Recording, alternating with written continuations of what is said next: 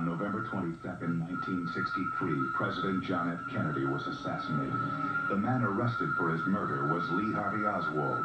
But before Oswald could be tried, he also fell victim to an assassin's bullet. And so there never was a trial for the crime of the century. Until now. Showtime presents On Trial, Lee Harvey Oswald. I really don't know what the situation is about. Nobody has told me anything except that I'm accused of murdering a policeman. I know nothing more than that, and I do request for someone to come forward to give me a legal assistance.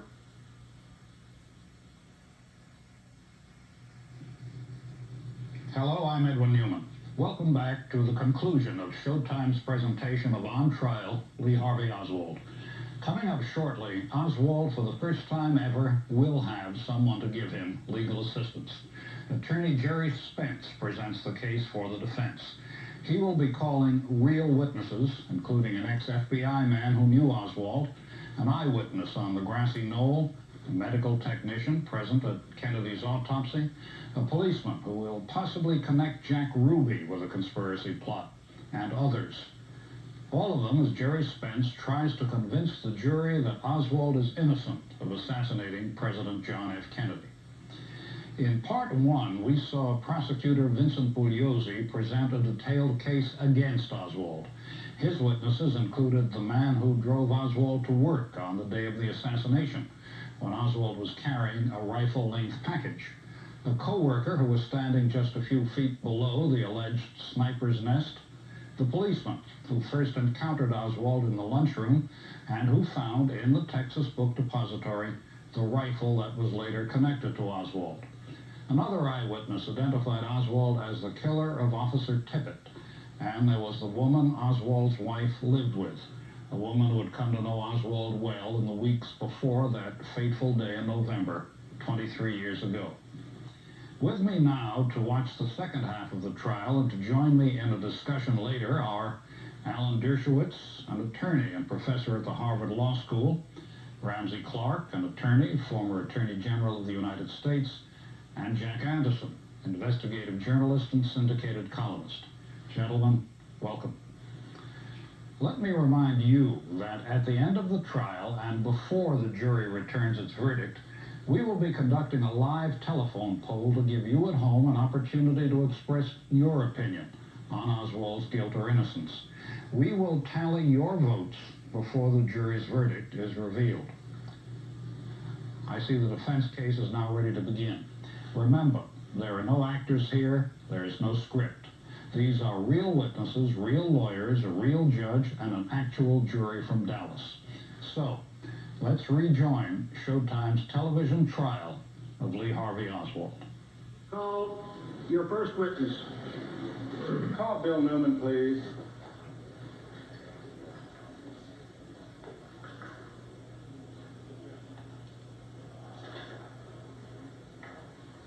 You've been sworn? Yes, sir. If you would, please have a seat right over here, Mr. Newman.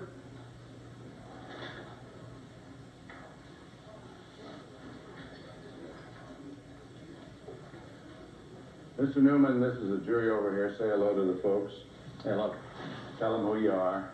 My name is W.E. Newman. Where do you live, Bill? I live in Mesquite, Texas. You remember the fateful day when our president was killed? Yes, sir, I certainly do. Were you there? Yes, sir. Where were you? I was standing on the curb in front of the grassy knoll. My wife and myself were the last group of people along the curb. Can you see the grassy knoll here where you were? Yes, sir. Could you just take this blue pen and mark where you were with your wife and children? I believe we were in this area right here. Thank you. Could we have the Zapruder film, the enhanced version at regular speed?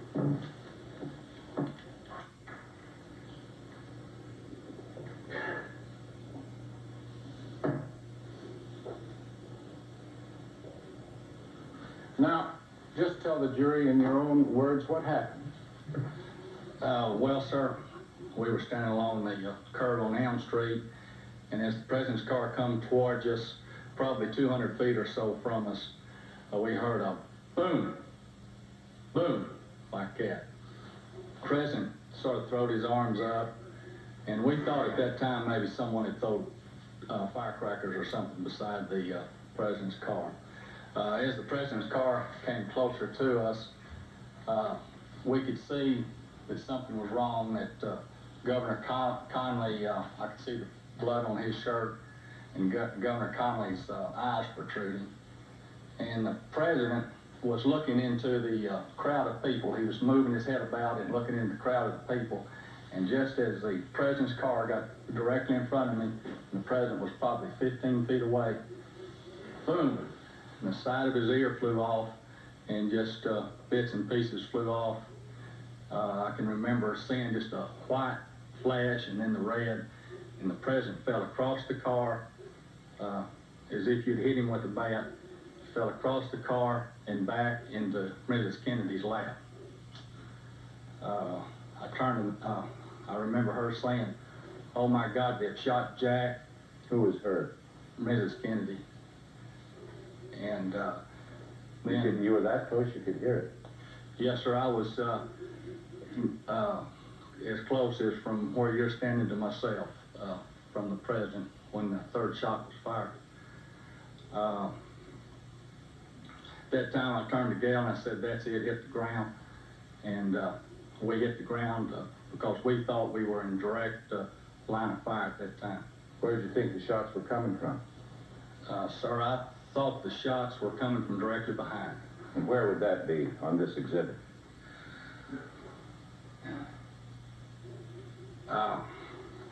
Would be somewhere back in this general area. All right. Now, after you hit the ground, you covered your children? Yes. Do you have a photograph that reveals that? Exhibit 201, please.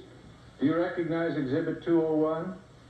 Yes, sir, I recognize the picture. And are you there? Yes, sir. Let's have the next exhibit, which I believe is 202. Is that you, sir? Yes, sir. That's your baby? Yes, sir. How big is that boy now? Well, he's in Texas Tech University. He's now that I may be under oath, but I think he's 26 years old.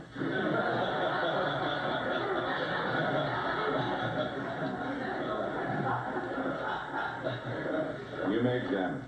Let the record reflect you don't have to be 26 to go to Tech. Mr. Newman, you believe the shot to the president's head was the last shot, is that correct, sir? Yes, sir, I do. Now, I take it, Mr. Newman, that there was a lot of panic and confusion after the shooting, is that correct? Yes, sir. People were running around, it was Yes. almost mass hysteria, is that correct? Yes, sir. And even at the time of the shooting, you were in fear for your own life and your family's life, is that correct? After the third shot was fired, yes, sir. Had you ever before been in the presence of the President of the United States? No, sir. Okay. Was this an exciting moment for you? Yes, sir, it was. Do you think, Mr. Newman, that in view of the fact that the President of the United States, perhaps the most powerful man in the free world, was driving right by you, and in view of the fact that he was horribly murdered right in front of your eyes, and with all the panic and the confusion and the fact that you yourself, at least during one of the shots, was in fear for your own life and your family's life, is it possible that you could accurately perceive under all of those circumstances what you thought you saw and heard? Well, sir, I saw what I saw, and I don't know how to answer your question. I'm sure there's room for doubt in anybody's mind. All right. Mr. Newman, you have learned since the assassination that other things that you thought you saw and heard turned out to be not true, even though you thought you saw them with your very own eyes. Isn't that correct? Yeah, give me an example, sir. All right, I'll give you an example. This is Decker exhibit number 5323. You've heard of Sheriff Decker from Dallas County? Yes, sir. Now, you gave him a statement. They typed it up. You signed your name. You recognize your signature there, do you not? Yes, sir. Okay. You gave him a statement on November the 22nd, 1963. I'll read a portion of it. We were standing at the edge of the curb, looking at the car as it was coming towards us, and all of a sudden there was a noise, apparently gunshot. The president jumped up in his seat, and it looked like what I thought was a firecracker. It went off, and I thought he had realized that it was just like an explosion, and he was standing up.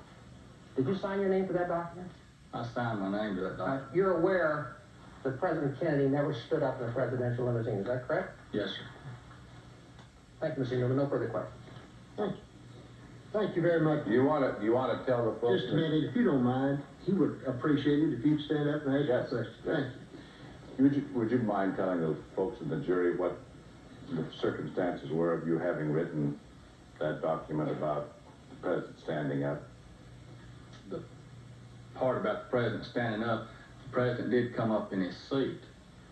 And of course, at that time I was pretty upset and excited myself, and I may have said the president stood up when all he in reality did was throw his arms up. That's all. That's all. Thank you very much, Mr. Newman. You may step down. Call the next witness. Tom Tilson, please. Tilson, please.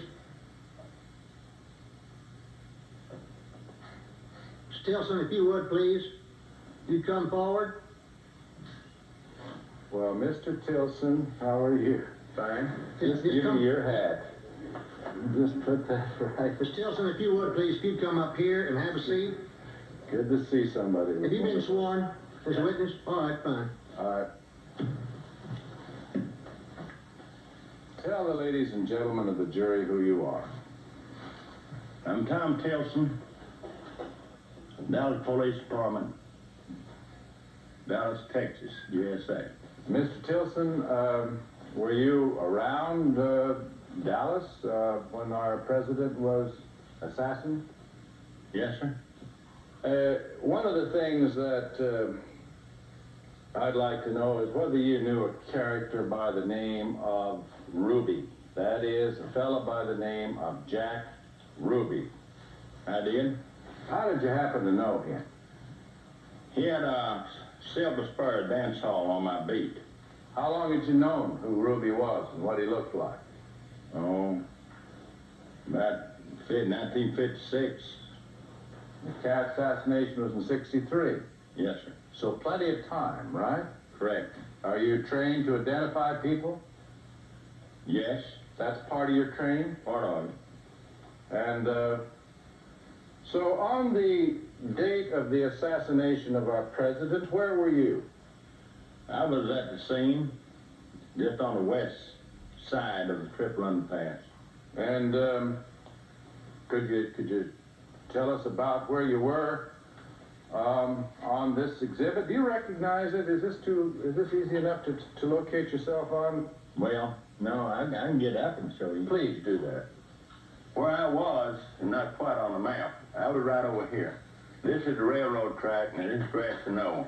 Just like Elm Tree. How about using this? Would it help you a little, Tom, if we gave you aerial photograph? Oh, yeah. Yeah? I like at least to be on the map, you know. All right. That's a little bit better. And I was just about here, going in. I was back up there when I had a police radio on the car. And I heard that coming out the president had just been shot up here. And so naturally I knew where I was, and he had to come this way.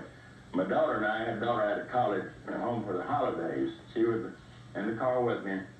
Okay, right about here, I saw the president's car coming this way. And he had the Secret Service and all just laying over everybody in the car.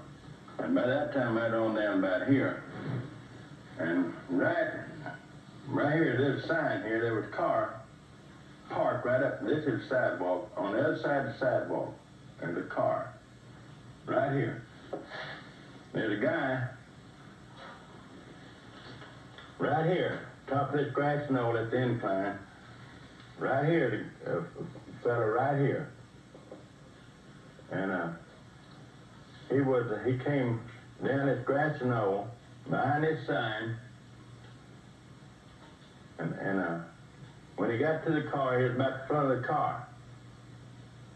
Okay, he didn't go around the driver's side. He went to the back window of the car and threw an object into the car. What did the object look like? Well, he had it under his coat and I didn't see it. And he came back to the front of the car and went around the front of the car and got into the driver's side. Then he'd come back off the curb into the street. The president's car had already gone. And he came on over here. This concrete right here gives out because Main Street traffic coming out. Anyway, I went on up this way real fast and caught up with him just as the light turned. And I went on, followed him on the industrial. During this time, I told my daughter to get a pencil and paper out of the car pocket and write the license number down. The license The number? license number of the car, which she did. And when we got up on 30, headed toward Fort Worth, I started to pull up the side of his car. And I said, it's not worth it. Not worth what? Her getting shot. If he'd had a gun in the car seat, all he'd have done was shot. And then it'd struck my daughter, or me, or both of us. All right. So I fell back and took the first exit over the river and used the phone and called the number in to homicide. And somebody up there took it down. Now, what happened after you gave the police that number? Did anybody ever call you back? They never contacted me about that at all. Thank you, sir. Now,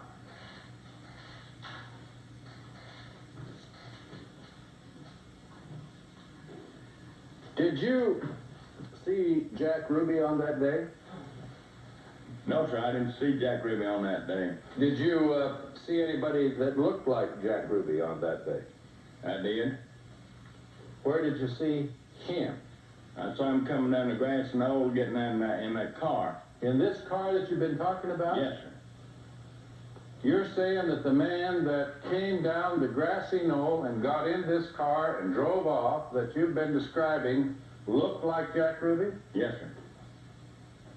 Exactly like weight and height and same kind of clothes he wear and color hair. Did you, were you around when Jack Ruby shot my client? No, sir, I wasn't down there. I see. Well, give us a picture of Mr. Ruby. That's Exhibit 205. How about that? That looks like him. Is that Jack Ruby? Yeah, Is that the man that you saw that got in that car? just like the man. Dark suit and dark hair and all. Did he have a dark suit on that day? He always wore dark suits nearly all the time. Did he wear a dark, did the man you see that day wear a dark suit? Yes, sir. Every time I ever seen him, he had a dark suit on. I'll be darned. Well, thank you, sir. Very much. I appreciate you. Can't tell you how much I appreciate your coming. Thank you. Mr. Tilson, we've had a couple chats over the phone, have we not, sir? Yes, sir. Now, when you pursued this man in your car, you told me that he did not drive fast at all. That's correct. That's right. He Okay. didn't. And then, as I understand, you called Dallas Homicide from a telephone booth and gave them the license plate number. Is that correct? Correct. You told me, did you not, that you thought Dallas Homicide wasn't even interested in the information you gave him, right? Correct. Did you tell me that if you didn't wear a Stetson hat in Dallas Homicide, they didn't want to talk to you? They didn't even want to come in the office. It was kind of a closed section. Well, Tom, now, the President of the United States had just been assassinated, and you, a Dallas police officer, well-decorated police officer, you called Dallas Homicide, and you tell them that you saw a man running from the scene of the murder and get in a car, and you gave them the license plate number, and you're telling this jury, Tom, that they weren't interested? Well, that's why I realized after I'd called it in, they probably thought just like I did. Who would use their own car and own license number to kill the President of the United States? Let's talk about Ruby a little more. This man you saw running away. You told me, and I don't take shorthand, but you said if I had to bet money, I would I would bet that that man was Jack Ruby. Remember telling you that? Yes, sir. And you knew Ruby pretty well, right? Yes, sir. For the record, Jack Ruby was seen by one witness at 12:25 at the Dallas Morning News office, placing his regular weekly advertisement for his nightclubs, and by another witness at 12:40 in the same office. Now, you felt that Jack Ruby is the one that killed President Kennedy, right? I couldn't swear to it. But, I mean, you have that feeling. The person I chased from the grassy knoll is the one that killed the President of the United States. Oswald did not kill the President. Okay. He shot the President trying to, but he didn't kill the President. So the fellow that you saw running away, whom you believe to be Jack Ruby, you feel that he's the one that killed the President? He's the killer. Later on TV, you see that Oswald was arrested for the murder of the President, right? Correct. Didn't you say to yourself, hey, they got the wrong guy, they should pick up Jack? No, not until Jack shot him. When Jack shot Oswald, I said, "I'll be darned, that's old Ruby, all right." This license plate number, you eventually threw that away, did you not, sir? I kept it for a few years. When my wife died, I cleaned the whole house and everything out, went through all the drawers and all of my police stuff. I'd retire, and I said, "I'll never need this last number anymore." But I threw it out in the trash can with a whole bunch of other trash. But it was an historic piece of evidence, and certainly the most important murder case ever in this country, and one of the most important murder cases in the history of mankind. And you had enough room in your home. You didn't have to throw that piece of paper away, did you? No, because I held it a while and looked at it and thought. I said, well, homicide didn't care about it. FBI didn't care about it. CIA didn't care about it. And it's been all these years, why keep it? You never once called Dallas Homicide to find out, did you, Tom, whether they had followed up on what you had? No, I didn't dare go in the office. I didn't have a white hat. Thank you very much, Tom. Thank you very much. You may step down. Mr. Spence, call your next witness. Thank you, Your Honor. Call Dr. Beck, please. Dr. Beck? Yes, sir. If you would, please. You, Dr. Beck? Yes, Your Honor. Have you been sworn as a witness? Yes, I have. Fine, thank you. If you would, please, come forward. Take your seat up here in the jury box.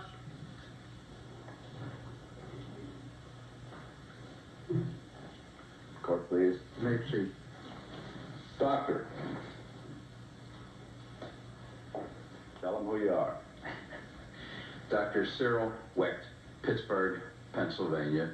I'm a pathologist specializing in anatomic, clinical, and forensic pathology. Thank you. Would you tell the folks whether or not you were part of the President's, the House Committee's panel? Yes, I was, Mr. Spence, one of the 9 forensic pathologists who had been convened by the Select Committee of Assassinations by the House of Representatives. And you served with Dr. Petty, who the jury have already heard. Yes. Did you agree with the conclusions that Dr. Petty gave to the jury in this case? No, not with what I would consider to be the principal, relevant, and important issues in this case. All right, now, Doctor, let's get with what the facts are in this case.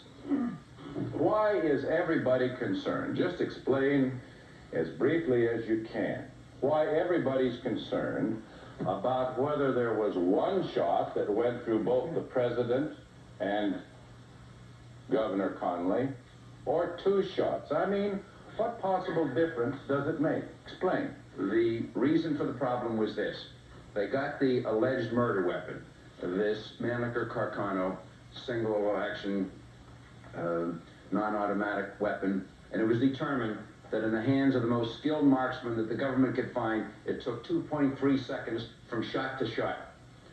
They then looked at the Zapruder film, and they saw when Kennedy was hit the first time, then when Connally was hit, and they determined that there was only a lapse of time somewhere between 1/2 to 1.5 seconds.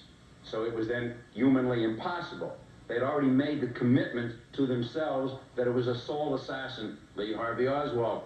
They then had to find a way to fit all that in. The way they found was the so-called single bullet theory, which we prefer to refer to as the magic bullet theory. That is the theory that holds that the same bullet that went through the president's back and out his neck, re-entered Connolly's back, went through his chest, broke his rib, exited from the front of his chest, re-entered the back of his wrist, caused a comminuted or shattered fraction of the distal end of the radius, the heavy bent dense bone that comes from the elbow to the wrist, exited from the front of the wrist, re-entered the left thigh, fell out of the left thigh, was not noticed by anybody until a few hours afterwards at Parkland Hospital when a maintenance man was trying to get to the men's room, found his way blocked by stretchers from the emergency room, moved the stretcher, and lo and behold, there was Commission Exhibit 399, the magic bullet. Without the single bullet theory, there has to be more than one person shooting. I'm not talking about who or what. And without their believing in the single bullet theory, the time won't work out. Is that it? That's it, exactly. Let's take a look at what's on the board. Explain now what this exhibit shows, Doctor. Yes.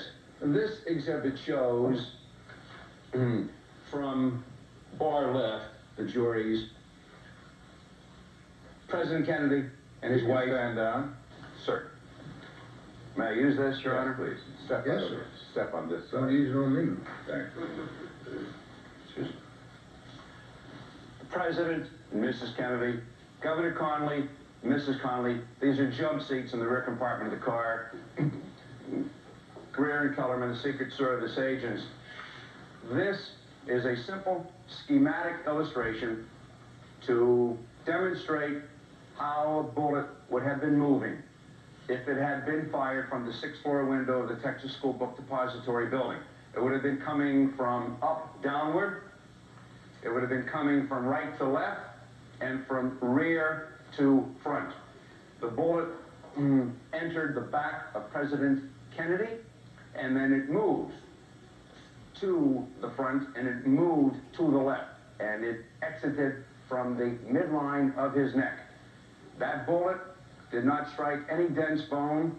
There was nothing to deflect it whatsoever, nothing to alter its path. It was traveling at approximately 2,000 feet per second muzzle velocity. When it exited from the front of the president's throat, it would have continued in a straight line. There is simply no way possible for that bullet to have entered Governor Connolly's posterior right axillary area, which is a fancy medical way for saying behind the right armpit. If it hit him behind the right armpit, it would have had to have come out of the president's neck and in some way veered back to the right and then stopped and turned around and started once again in a path toward the left. Bullets do not react that way, not even in comic books.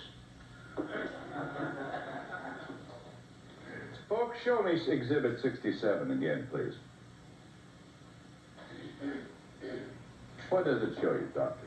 This is the Zapruder frame 230. The president has been hit. Both of his arms have come up, one toward his mouth, the other toward his throat. Governor Connolly seated directly in front of the president, as you can see. At this point, the president has been hit approximately 1 to 1.5 seconds already, sometime behind the so-called Stemmons Freeway sign. Please note that Governor Connolly is holding a large-sized white Texas Stetson type hat. Now, And notice please, his let me stop a minute. right hand. That's this hat. Is that correct? Yes, that's correct. He's holding it in his hand. And he has it clutched between his fingers and his thumb. He's already been hit, supposedly, according to Dr. Petty. Under the single bullet theory, approximately a second to a second and a half has elapsed, and Governor Connolly, under the definition of the single bullet theory, has been hit through the chest, through the wrist, the bone has been shattered, the radial nerve that permits the thumb to hold things in apposition has been almost completely severed. The bullet's gone into the left thigh, and there he sits, continuing to hold the hat and to look forward. A remarkable accomplishment. Thank you. Now let's take a look at Exhibit 278. Would you come over here, Doctor? We're not getting much exercise anyway here in this trial. What do we got here? What this shows is a composite of several bullets. Bullets that were fired in an experiment conducted under the auspices and at the direction of the Warren Commission in 1964 at an Army base in Maryland near Washington, D.C. They fired 6.5 millimeter copper-jacketed lead-core military-type ammunition first into cotton wadding, striking nothing. Same as this gun. Same ammunition. Is it out of this? Exact same ammunition and from the same kind of weapon. Not Oswald's weapon, but another Mannlicher Carcano. These two bullets were fired into cotton wadding, striking nothing. Notice the deformity at the base. This bullet went through a goat carcass, breaking one rib of a goat. Notice it's widening. It even looks like a different bullet, but it's the same ammunition. That deformity is caused by the impact against one rib of a goat. And notice the extrusion of the lead core at the base. This bullet went through the wrist of a human cadaver, breaking the radius of a human cadaver, the same bone that was broken in Governor Connolly. In other words, they wanted to simulate, to reproduce the fractures that had occurred in the governor. So this one was to simulate the rib fracture, and this one was to simulate the wrist fracture. This bullet is not involved in this case. It's the same ammunition, not involved in this case. Thank you. And over here, a little off the screen, is Commission Exhibit 399, the so-called stretcher bullet, which, according to the government's theory, broke both the rib and the wrist in Governor Connolly, but emerged in near pristine condition, the only slight deformity at the base, otherwise the bullet completely intact. And yet here are the results of their experiment, and they chose the sample or representative bullets. I did not choose them. I'm waiving my objection to all this, Your Honor. That's I understand. obviously totally and completely improper. He's given a summation to the jury, but I'm waiving the objection. Thank you, Your Honor. Let's now- enjoy himself. Disregard your remark. Let's go. Let me ask you, did you check the autopsy that was produced in this case, the autopsy proceeding, and what they did at the autopsy? Yes. What did you find? One of the most incomplete, superficial, inadequate, inept, forensic pathologically incompetent medical legal autopsies I've ever seen. Explain why. The autopsy, for example, measures the locations of the wounds in relationship to other anatomic landmarks instead of relating them, as we always do, to the top of the head and the midline of the body. The brain subsequently was not fully examined. Various organs were not commented upon. The entire description was quite meager. All right. When you were called upon, as a part of the committee that Dr. Petty was involved with, to make your determinations, was the necessary evidence presented to you by the government for you to do that? For example, was the brain there? No, that's the Do you brain. need the brain? Yes, the head wounds you would need the brain. Why? Because you would have to use your eyes and other measuring devices for determination of bullet wound characteristics in different parts of the body. So would it be the same with regard to the brain? In this case, even more so, because the brain was not examined at the time of the autopsy. It was fixed in formalin, which was a proper thing to do. But 2 weeks later, on December 6th, in the supplemental examination, they did not then section the brain in stepwise fashion to examine it. They said that in order to preserve the specimen, they were not going to do that. So the brain was never examined in this case. So they told you it was put in formalin? That's what they said. They said it was preserved? Yes. And then when you asked for it, were you provided the brain? No, the brain is not available. Did you look for the brain? Oh, I had looked for it many times in many ways before, and the panel again had asked about it. It was not available. Do you have an opinion as to what occurred in the Zapruder film when the president is lurched back? Are we permitted to believe what we see there? Well, it'll be up to the court and the jury. The film Zapruder 313 shows the president being driven backward and to the left with substantial force at the moment of impact with the head wound. What do you consider that force to have been caused by? by a gunshot wound. From which direction? Well, the directionality in terms of the movement would be most consistent with a shot from the right side. Show the jury with your finger. If I am President Kennedy and I am moving down Elm Street and I'm shot in the head with a high-speed velocity long gun and I go backward and to the left like this, that is most consistent with a force of substantial nature coming in from the right side, the jury being in that area of the right side. Would that be consistent backwards? Would that be consistent with the shot coming from the grassy knoll? Yes, it would be. You may examine.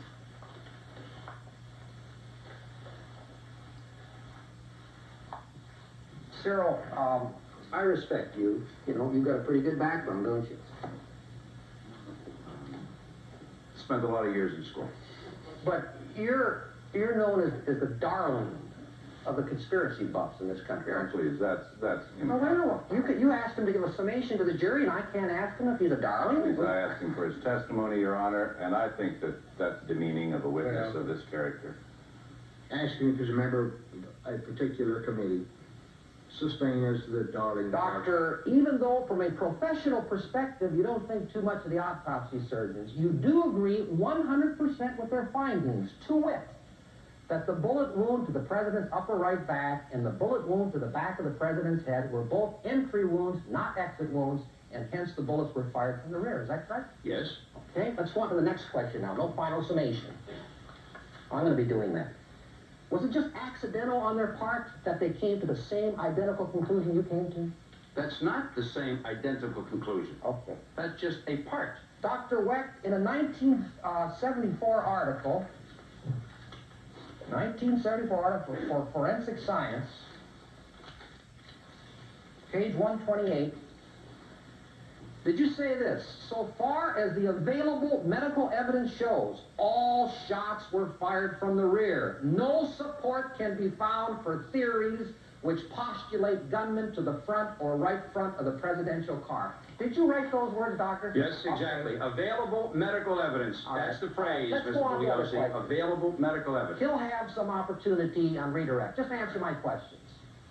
You know, I think he is, and I don't think he's being fair with this witness, Your Honor. Somehow, when he gives an answer that he doesn't like, then he admonishes the witness and scolds him. And I think a witness ought to be able to answer without being scolded by Action's Mr. overruled. Bugliosi. I think Dr. Wecht's handling himself all right. I think he's doing all right, too.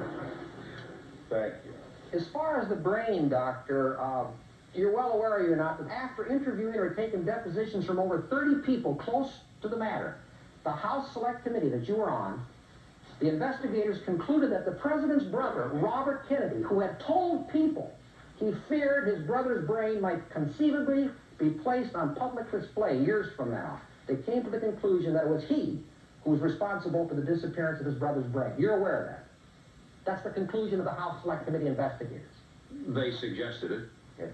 But I take it you don't accept this possibility. You smell I have no way of knowing. Well, you kind of smell a rat here, don't you? I have no way of knowing. All right, let's go on. The head snap to the rear, Doctor. I believe you testified that that bullet could have come from the front. Is that correct? That's right. Okay. Well, right side I prefer, Mr. Bugliosi. You prefer? Right side. Yeah, but that's not Mr. He's not happy with that. No, he did say right side, and I said right side, and he said grassy knoll, and I said yes, that's the right side. But you want him to go home happy, don't you? Oh, please. And he's talking about the I have grassy no knoll. relationship to Mr. Okay. Spence. That's so bad. Jury will disregard that. So awful bad. Okay, but the grassy knoll is to the right front. Somewhat to the front, more to the side. Okay. Well, Doctor, since you agree that there's no medical evidence of a bullet striking President Kennedy from the front, or right front, no medical evidence, to what do you attribute the head snap to the rear then? I said, as you asked me before, Mr. Bugliosi, that the medical evidence available, I'll repeat for you, sir, that the left side of the brain was never opened, was never sectioned. So we don't know what was there. The great majority of the metal fragments inside the brain were never tested. Indeed, the large piece that was embedded in the bone in the back and a fairly substantial piece embedded toward the frontal part of the skull, those two were not removed and were not tested. So we don't know a lot of things about what happened because of the incompleteness of the examination and the unavailability of the evidence. Do you believe that the two bullets that struck President Kennedy from behind were not fired from the southeasternmost window of the 6th floor, but from the lower floor? My own analysis, as set forth in an article published, I think, in 1974, indicated that if the shots came from behind, and I believe that they had, that at least one of the shots would have been more likely to have come from around the 2nd floor of the Texas School Book Depository building and more down toward the other end of the building. That was my own analysis. All right. Taking a look at this chart right here, Cyril. Your Honor, I don't mean to be picky, but somehow it seems to me that during the course of this trial, we have always tried to show respect for people. And wouldn't it be proper for doctors to be called doctor? Dr. Oh, I'm sorry, Doctor. All right. Now, Doctor, if the bullet was coming on a downward path as it entered the presidential limousine, as you say it was, is that correct? Yes. All right. And it missed Governor Connolly. Is that correct? Yes. Why didn't it hit the driver of the car or do any damage to the car, Doctor? A couple of things. The straight line in that open limousine could have taken it over the left side of the car, No. and as the line shows, it would have and could have indeed missed the driver. Secondly, It's coming on a downward path, Cyril. Doctor, I'm sorry. It's coming on a downward path into the presidential limousine, goes through the president's body, misses Governor Connolly, and magically also misses the driver and doesn't do any damage to the presidential limousine. Wait just a moment. I did not say that that bullet missed all of these people completely or that it missed the car. Well, whom did you it know that there were fragments found in the car, Mr. Bugliosi. You said the bullet passed on a straight line through the president's body. Absolutely. Passed through soft tissue. That's so right. That bullet came out pristine. That's right. The bullet fragments found in the front seat of this car, Doctor, were bullet fragments, very, very damaged, very, very small. What happened to that pristine bullet when it came through President Kennedy's body? What happened to the third bullet under the Warren Commission theory, Mr. Bugliosi? Where is it? You're asking me to be responsible for the bullets in this case? What happened to your bullet, I'm asking you what happened to the third bullet of the Warren Commission report. Yeah, you want to answer my question. Doctor? No, I don't have, I can't tell you where all the bullets are. Doctor, I didn't conduct the investigation. Yeah, the prosecution has its own magic bullet, okay? Mr. Bugliosi, Now, please. Dr. Weck, I'm going to ask you, please. I know that we've got some time constraints, but both of you sure like to talk at the same time, and Mrs. Zahn is still working for the court. Doctor. She can't take your vote. So let's just slow it down just a little. Okay? Dr. Weck, you suggested, Doctor, that maybe the bullets that entered from the right front, if there were any bullets from the right front, were synchronized, right? That at the very moment that the bullet was fired from the rear, someone else may have fired from the side or the right front. Is that correct? Yes. A bullet, sir. Yeah. A Now, bullet. how would the synchronization have taken place, Doctor? Oh, that's very simple. Was someone looking at a stopwatch with a rifle and also looking through the You can do crosshairs? it according to a point in time. You can do it from a prearranged signal. You can do it with a stopwatch. So they would be looking at the stopwatch and holding the rifle and at the same time looking through their sights. Is that correct? In whatever way it's done, I haven't done much shooting like that Have you recently. thought about it, Doctor? Yes, I've thought about it. Because... Not a problem. Okay, Not a problem with the right kind of Okay. watch. And shooting with a good weapon, not a problem. Because it would have had to have hit within 1/18th of a second. Is that correct? Yes. You agree with that? I agree, well, not necessarily with 1/18th, but I agree within a fraction, and a small fraction of a second. Yes, I do agree. Extremely, extremely remote. Is that right, Doctor? I would say that it is a remote possibility, but a physical possibility to be considered. Okay. Well, Doctor, by definition, it seems to me that you are saying that if the other 8 pathologists disagreed with you, and they did, is that correct? Yes? Okay. Seems to me, Doctor, that by necessary implication, they are either hopelessly and utterly incompetent or they deliberately suppress the truth from the American public. Is that correct? There is a third alternative, which would be a hybrid, to some extent, of the deliberate suppression, sir. to some extent, a subconscious desire not to injure or aggrieve the government, from whom they look for various research grants and appointments and lectureships at the Armed Forces Institute of Pathology and a variety of others. Who are some of these other doctors? Aren't they doctors of good reputation and standing in the medical community? You bring them here, sir, and present them to the jury. I can only present my testimony, show the pictures for his honor and the jury. You bring the other 8 in and let them present their So views. of the 9 pathologists, Dr. Weck, you're the only one that had the honor and the integrity and the professional responsibility to tell the truth to the American people. Is that correct, Doctor? I'll prefer to put it this way. I'm the only one who had the courage to say that the king was nude and had no clothes on. Yes. No further questions. All right, redirect. Thank you. Just a couple of questions, Dr. Weck. You've been asked by Mr. Bugliosi to try to explain what happened to the magic bullet as it was fired into the president's limousine. Do you even believe that the magic bullet was fired into the president's limousine? I have much doubts about where and when that bullet was fired, how it was found at Parkland Hospital, and how it may relate to other individuals who played a key role in this case who were seen at Parkland Hospital that afternoon. Are you aware of the fact that Mr. Ruby, Jack Ruby, was at the Parkland Hospital that afternoon? Yes, I have Mr. Ruby very much in mind. And do you think that bullet 399 is a true and genuine bullet that was fired at the time the president was murdered? Or do you think, in reasonable medical probability, based on reasonable medical probability, that it's a fake and a fraud?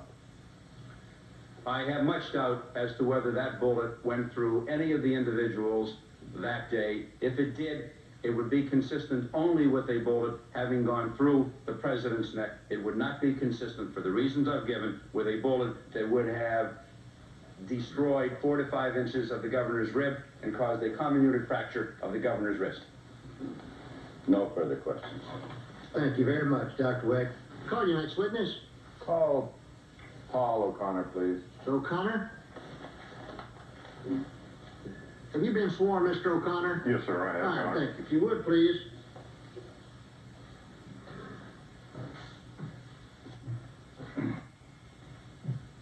Mr. O'Connor, tell the ladies and gentlemen of the jury who you are.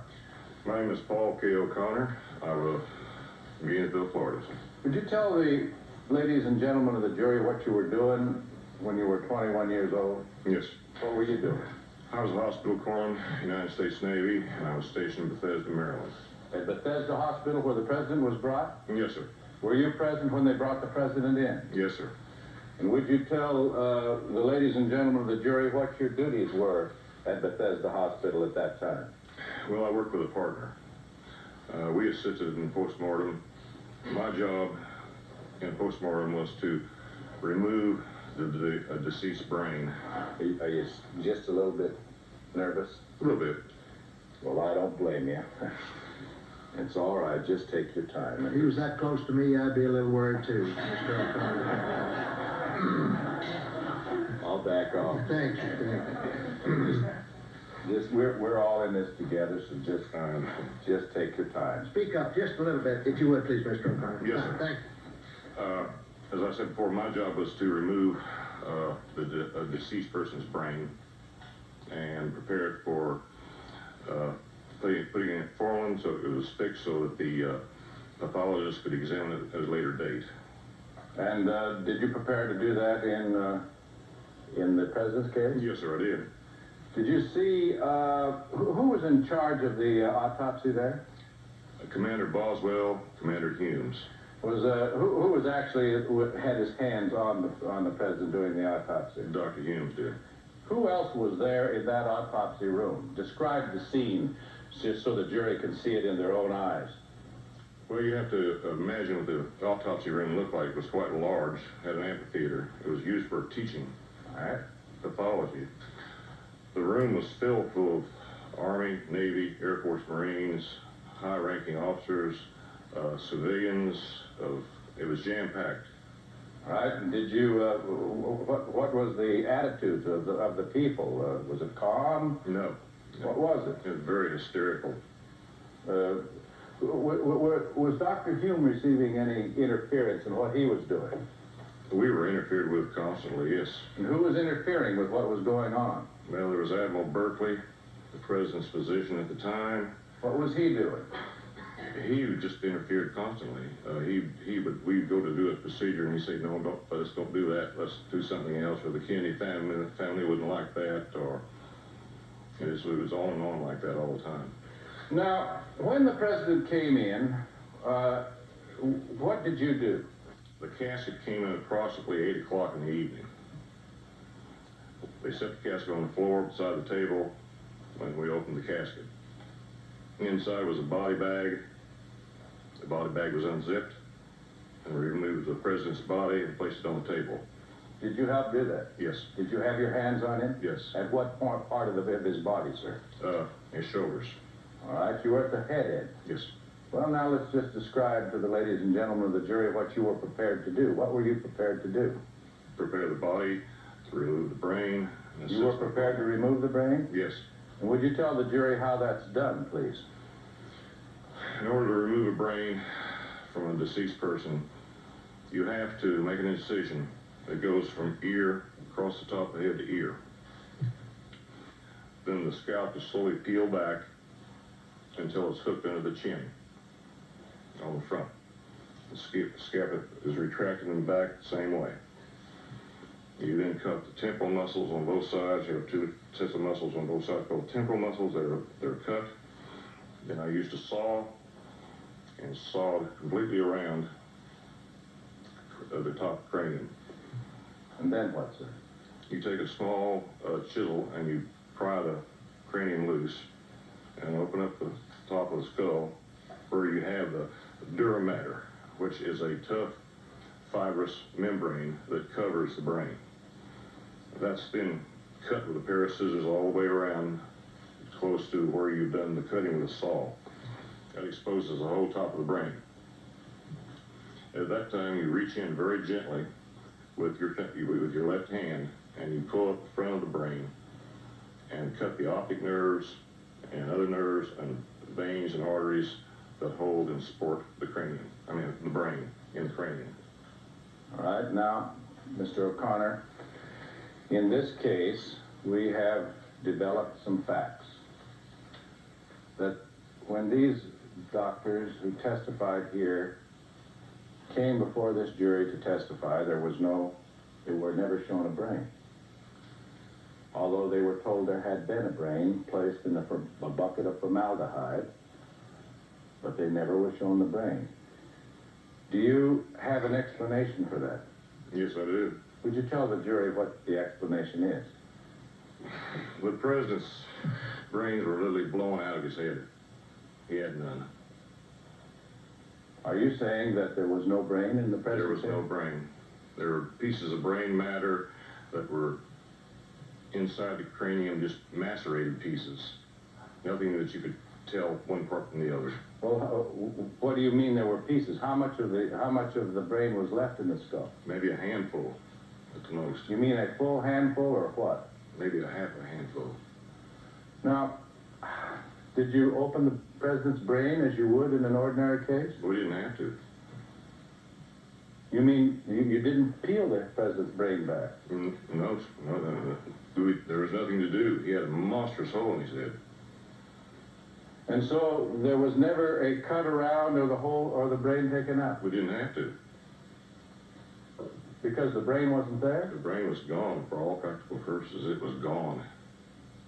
Well, when these people draw pictures of the brain, when these people say that there were pictures taken, photographs taken of the brain, what do you have to say about that?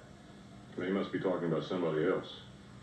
Well, were you at the head of the president all during the time the autopsy was taken? The whole time. When people say that the brain was fixed in formaldehyde, is that true? No. Is that a lie, sir? It has to be. There's no brain. Thank you, sir. You may examine. Mr. O'Connor, you were 21 at the time, sir? The time of the incident? 21 or 22. I'm not really sure right now. I have no doubt, Mr. O'Connor, that in a normal situation it would be you who would remove the brain from the decedent, but this obviously and unquestionably was not a normal situation. You certainly agree with me on that? Yes, sir. Okay. Is it possible then that the autopsy surgeons would have done this, as opposed to you, in this situation, since it was so unusual? Well, they did most of the mundane jobs that we did that night. Okay. But they did not remove the brain from the body? There was no brain to be removed. The official autopsy report in this case, Mr. O'Connor, dated November the 22nd, 1963, states on page 4, the brain is removed and preserved for further study following formalin fixation. Also, from the surface of the disrupted right cerebral cortex, 2 small, irregularly shaped fragments of metal are recovered. These measure 7 by 2 millimeters and 3 by 1 millimeter. These are placed in the custody of agents Francis X. O'Neill, Jr. and James W. Siebert of the Federal Bureau of Investigation, who executed a receipt therefor. Now, Mr. O'Connor, 3 surgeons signed their name to this autopsy report. Are you saying that none of these things happened? Not to my knowledge, they didn't. Okay. Now, would you agree, Mr. O'Connor, that the president arriving at Bethesda Hospital with his brain already having been removed is one of the most shocking things that you've ever seen in your whole life? Not the most, but one of the most. Okay, certainly one of the most. Yes. And it goes without saying that you felt this is something that should have been investigated, right? Well, I figured it would be. Okay. In fact, throughout the years, you've often wondered what the answer to it was, right? Oh, I still have questions.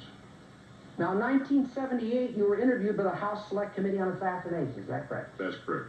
And this was a 1.5-hour interview. Yes, as I can remember. They're pretty much in depth, right? Yes. They wanted to know about your observations that night, right? That's They correct. wanted to talk to everyone who had anything to do with this night. That's correct. Okay. Now, Mr. O'Connor, if the president's brain being missealed from his head is one of the most shocking things that you've ever seen in your entire life, a matter that you think should have been investigated, certainly. And if they spoke to you for 1.5 hours about your observations that night, why wasn't it important enough for you to tell these people about it? I was under orders not to talk until that time. What? I was under orders not to talk to anybody. By whom? By the United States military brought in orders a couple days after the autopsy, and we were to remain silent. But you talked to them for 1.5 hours. You told them all types of things in that document. I received permission from the Select Committee on Assassinations to talk to the Secretary of Navy and Secretary of Defense. Paul, when I first asked you this question over the phone, did you tell me the reason I never told them is they never asked me? Well, they didn't ask me. And that's why you didn't tell them? So in other words, Mr. O'Connor, even though this is one of the most shocking things that you've ever seen, and you're going to remember it to the day you die, and you feel this matter should have been investigated, if those investigators from the House Select Committee didn't ask you the magic question, by golly, you're not about to tell them it. Is that correct? No, sir, I only answered what I was asked, and that was it. I see. Elaborate. No further questions. Fine. Thank you, Mr. O'Connor. You may step down. Thank you, Your Honor. Thank you very much. Call your next witness. Next witness I'm calling is an adverse witness. James Hoster, please. Mr. Hosty, have you been sworn? Yes, sir. Fine, thank you. If you would, please, sir, if you just come up here and have a seat. That's Hosty.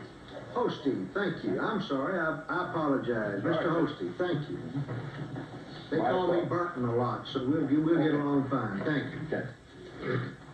You're a former FBI agent? I'm a retired agent, that's correct. Were you were you at the FBI, working for the FBI in Dallas in 1963 when I was. Our president was assassinated? I was. Now, you received a note in November 1963 from Mr. Oswald, didn't you? Indirectly, yes. After the president's assassination, but before the Warren Commission met, you were told by the FBI to destroy that note, weren't you? After Oswald was killed, and 10 days to 2 weeks before the Warren Commission was even announced, I was ordered to destroy it, yes. And who told you to destroy that note? I was told by the agent in charge, Gordon Shanklin. He handed it to me. He said, "Here, I don't ever want to see this again." And as a result of that, what did you do? I got rid of it. I destroyed it. Now, you had some other memorandums too, didn't you, that were destroyed? The memorandum was explaining how I came into possession of the note. And isn't it true, Mr. Posty, that you were told by your superior, Mr. Shanklin, to get it out of here, quote, "Get it out of here, I don't even want it in this office, get rid of it"? That's correct. And as a result of what he told you, did you get it out of there and get rid of the note? That is correct. Does the FBI generally destroy evidence? That was an evidence because Please, with answer Oswald my dead, question, does the FBI generally destroy evidence? after the trial is over with, yes, we do. Thank you. I want to ask you something about a particular trip that Mr. Oswald was Lee supposedly made to Mexico. There was some information that was withheld from you, isn't that true? Yes, sir. And the information that you believe that was withheld from you had to do with the supposed trip of Lee to Mexico, where he supposedly appeared at the Cuban embassy as well as the Russian embassy. Isn't that true? That's correct. And isn't it also true that the information that was held from you is that Lee supposedly talked to the leader of, to the head of the Russian intelligence in that hemisphere, a man by the name of Valery Vladimirovich Kostakov. And that Mr. Kostakov was in charge for the KGB of assassinations. You found that out later, didn't you? About 3 years later. And you found out that information, supposing Lee's trip to Mexico, was withheld by the FBI from you. Isn't that true? It was not furnished to me at any time, no. That angered you, didn't it, sir? Yes, sir, very much so. You didn't feel that the FBI should be withholding information from its agents? I didn't think so, no, sir. Now, you've always been a trusted agent? Yes, sir. I retired as one. Mr. Hosty, you ever seen this subject? Lee Henry Oswald.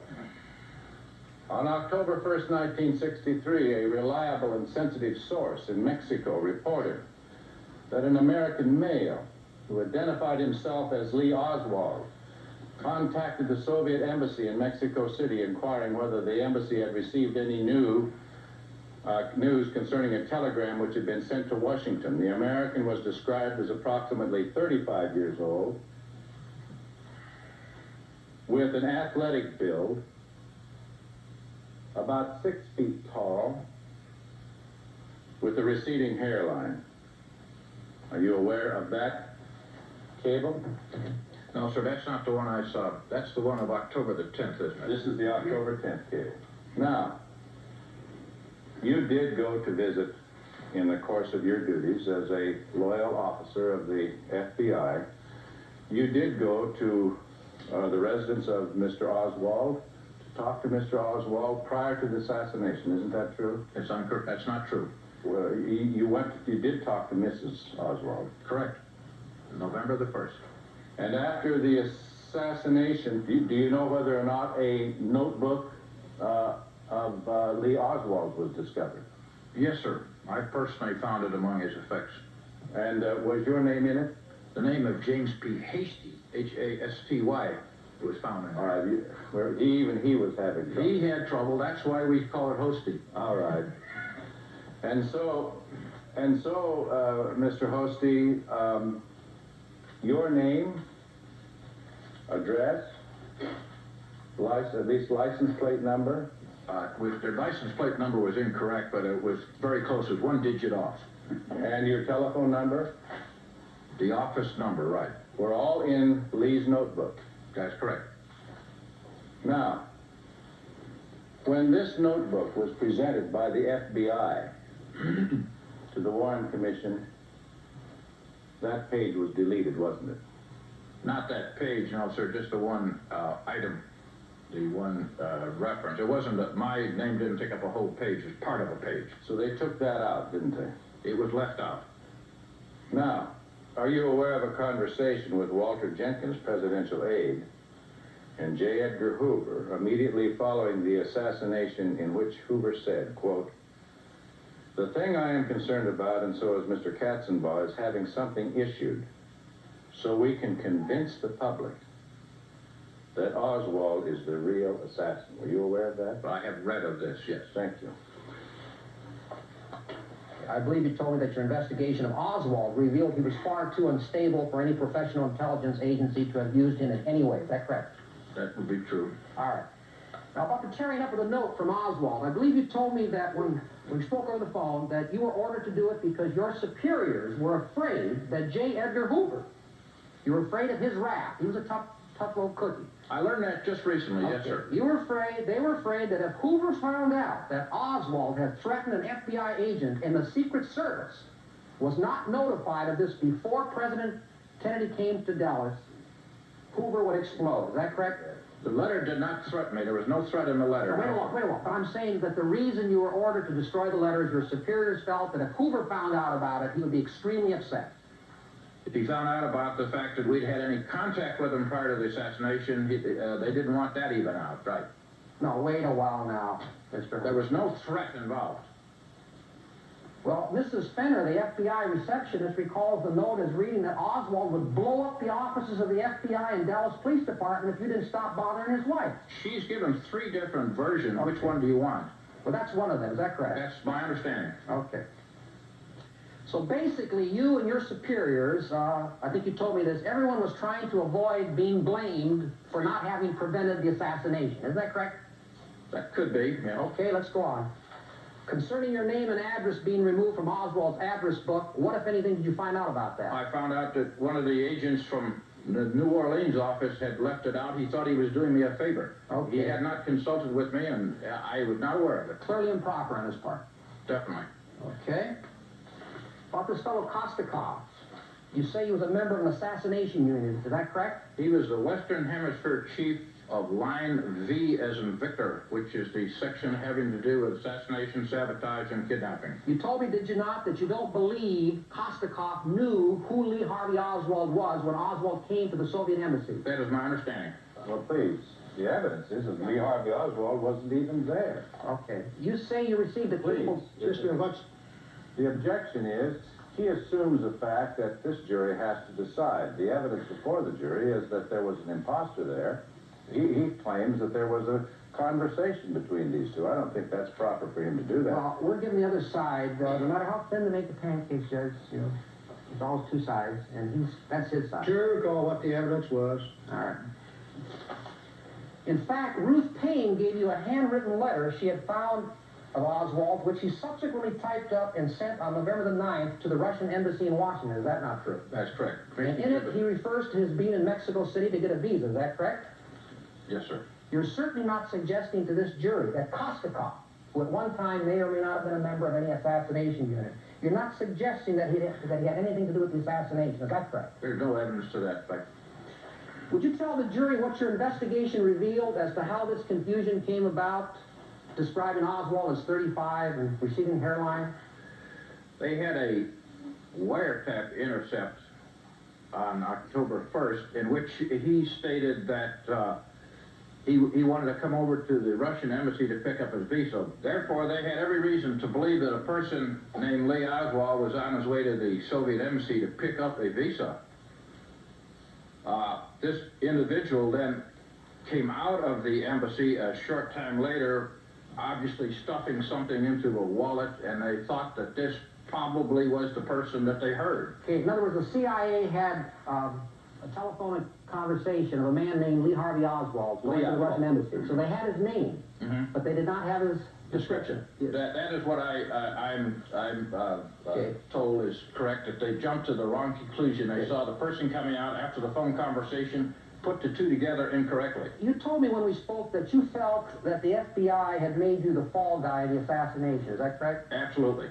Mr. Holstein, a charge has been made, I'm not saying it's valid, that Oswald was a dangerous enough person for you to have alerted the Secret Service about Oswald before President Kennedy came to Dallas. The only thing that we could tell the Secret Service was a direct threat to the president. He made no direct threat to the president, therefore we could not tell them.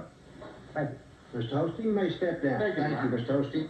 Mr. Spence, call your next witness. Call Mr. Lopez, please. Mr. Lopez, please.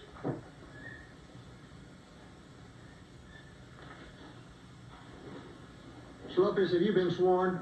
Yes, I have. Fine. If you would, please just have a seat right over here.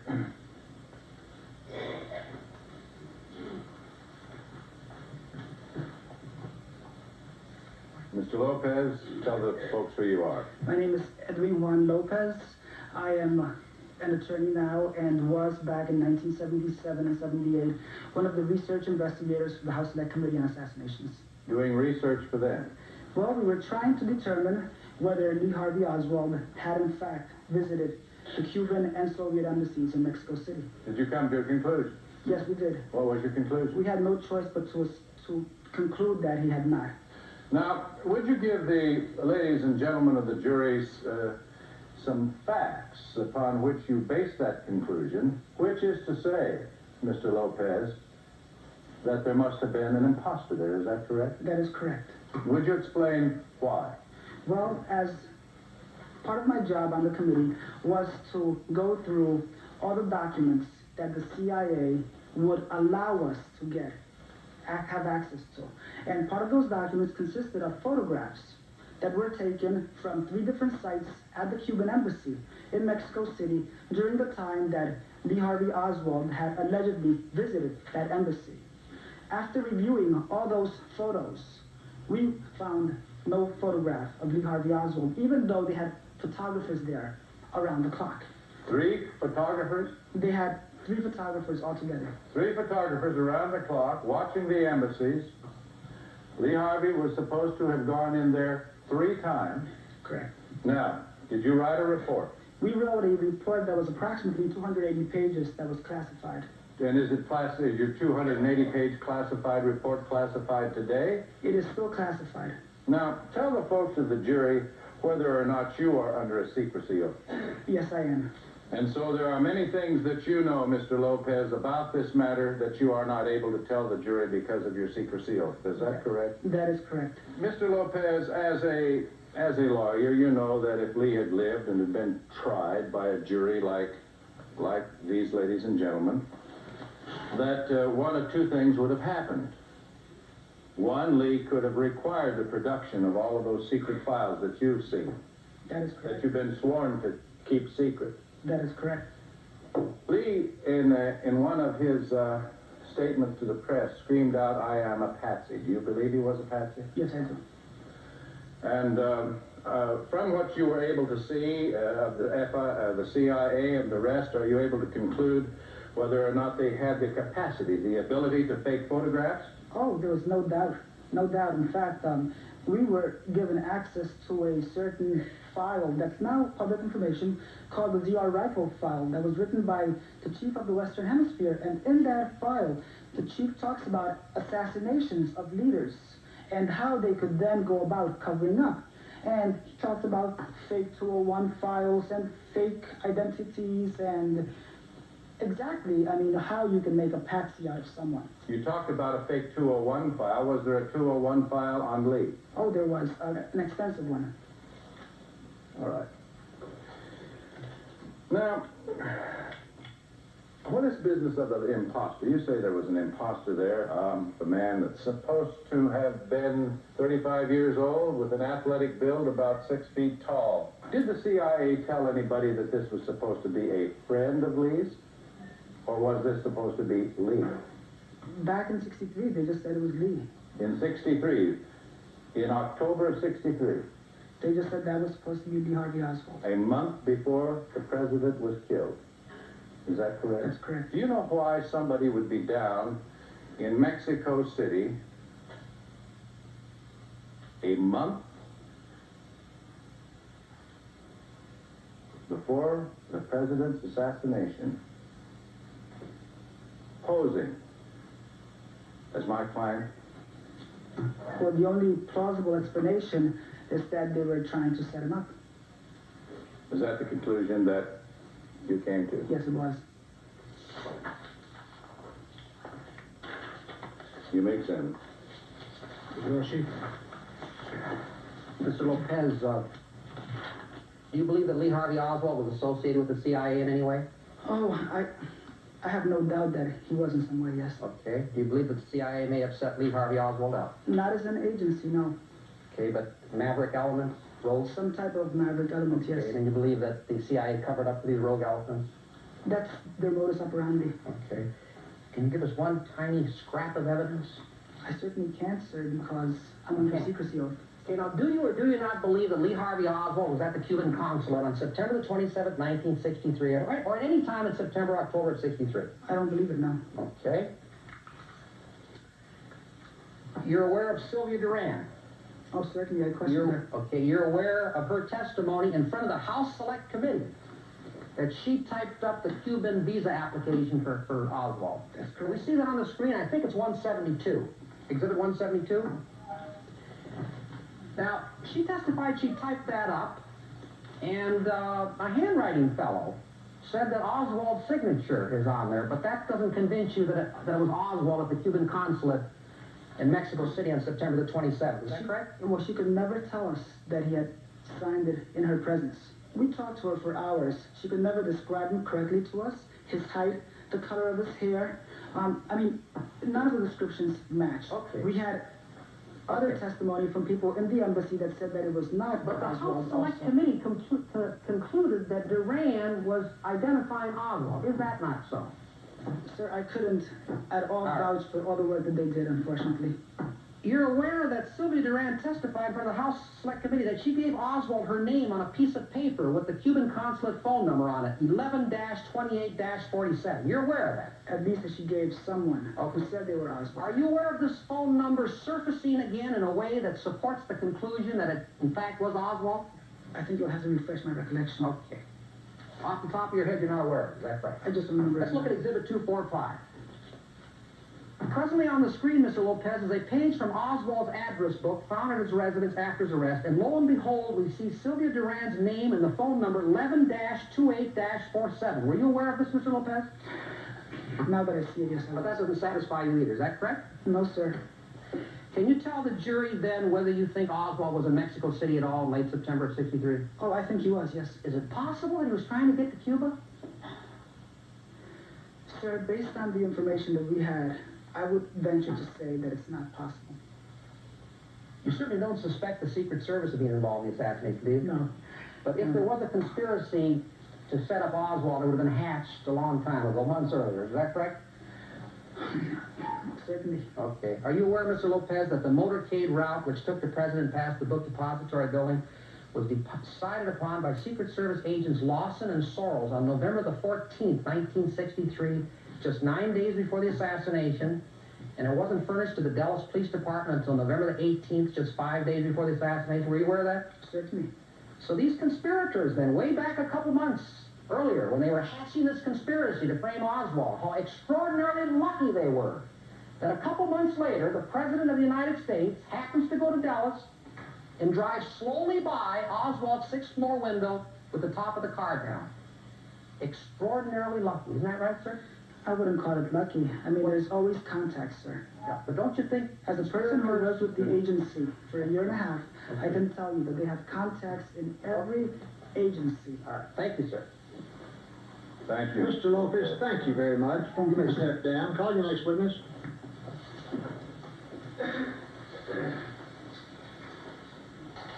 Call Seth Cantor, please.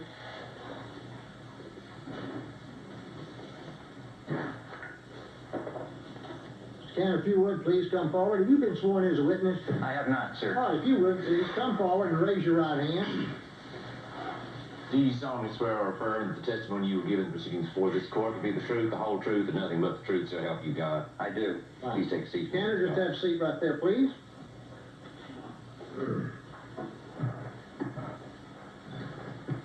Cantor, would you tell the ladies and gentlemen of the jury who you are?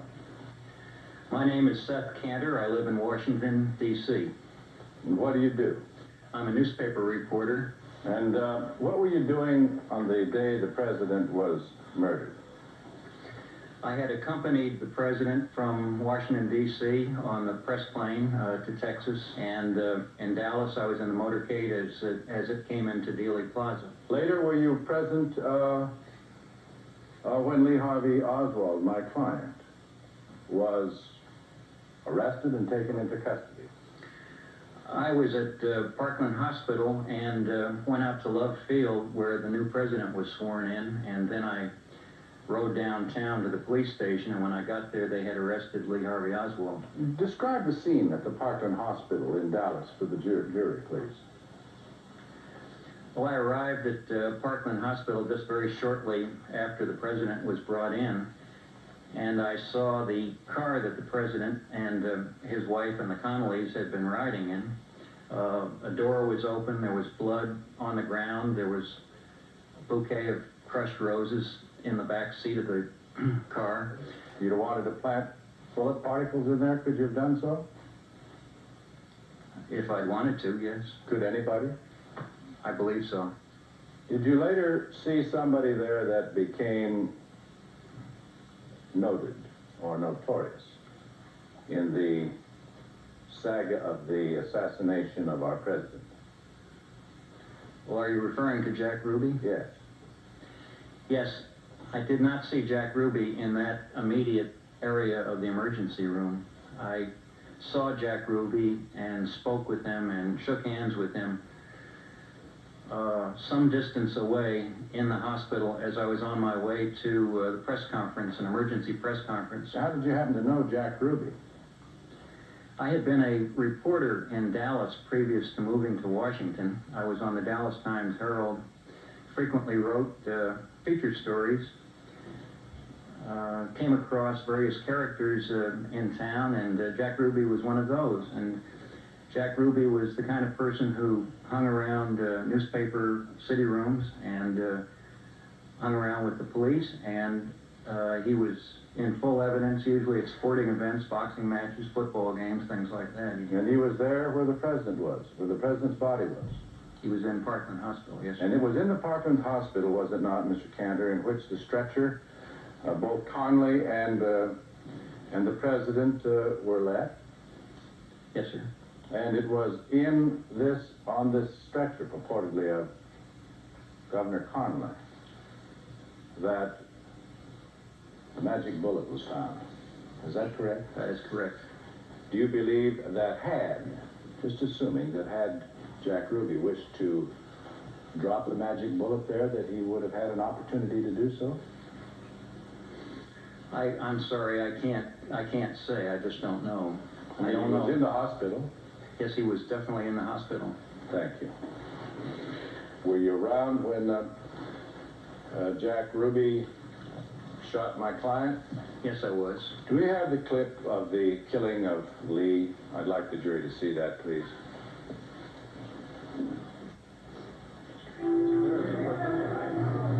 There is Lee Oswald. He's been shot. He's been shot. Lee Oswald has been shot. There's the man with a gun. It's absolute panic. Absolute panic here in the basement of Dallas Police Headquarters. Now,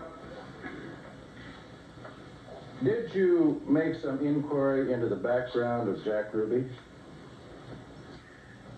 I hadn't intended to make inquiry into his background in the years that I lived in Dallas, but I knew something about his background then, and then eventually I made a concerted effort to look into it. And was that in connection with the writing of a book that you did? It was.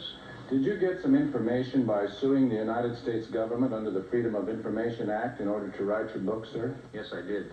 And as what was part of the information that you got as a result of that lawsuit, the telephone records of Jack Ruby? Yes. Could you give me 254, please?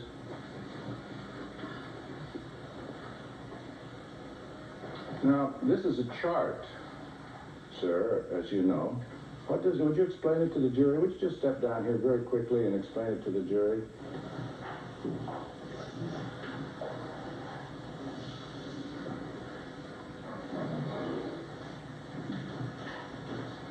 Well, this is a chart showing Jack Ruby's toll calls from both his home and his place of business, a striptease club in downtown Dallas, to various people.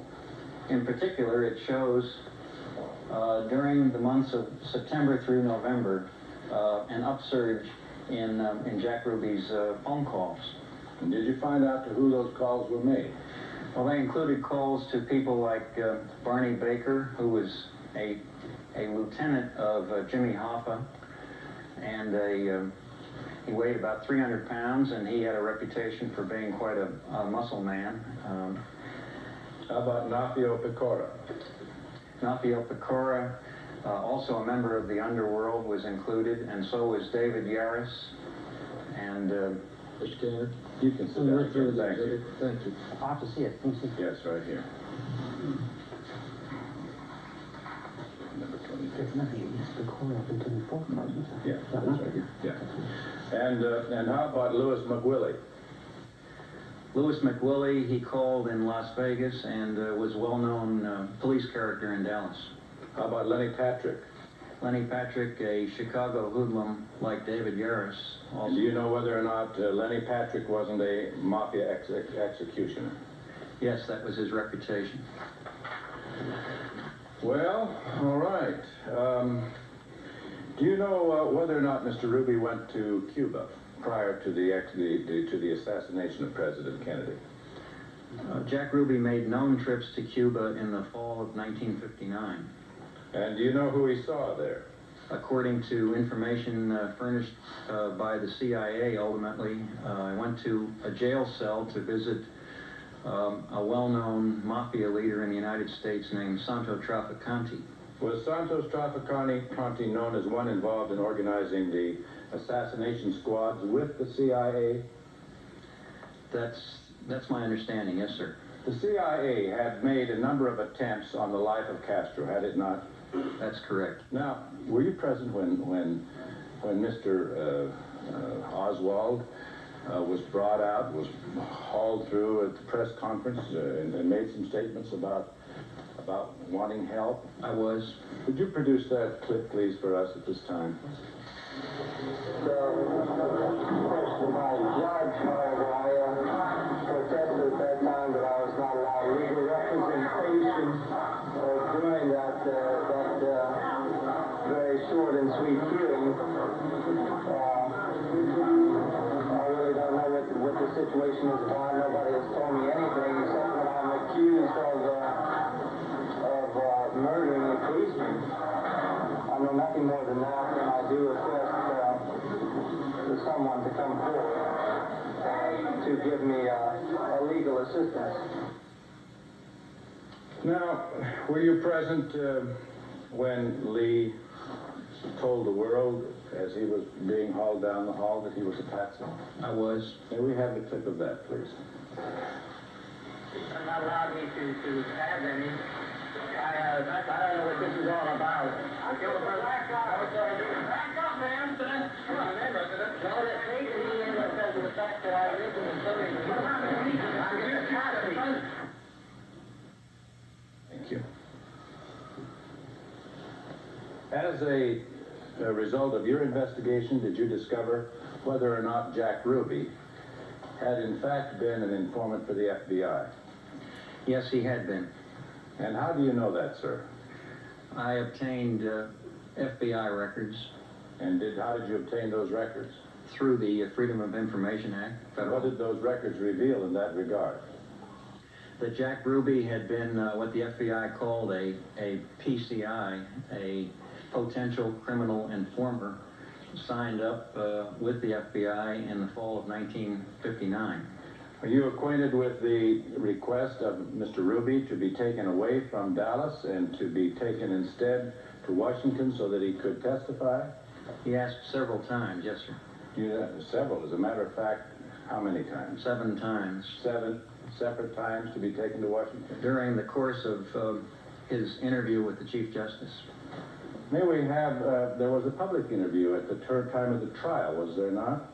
Yes, there was. May we have the clip of that, please? Everything would change of what's happening, but never come to the surface. The world will never know the true facts of what occurred, my motives.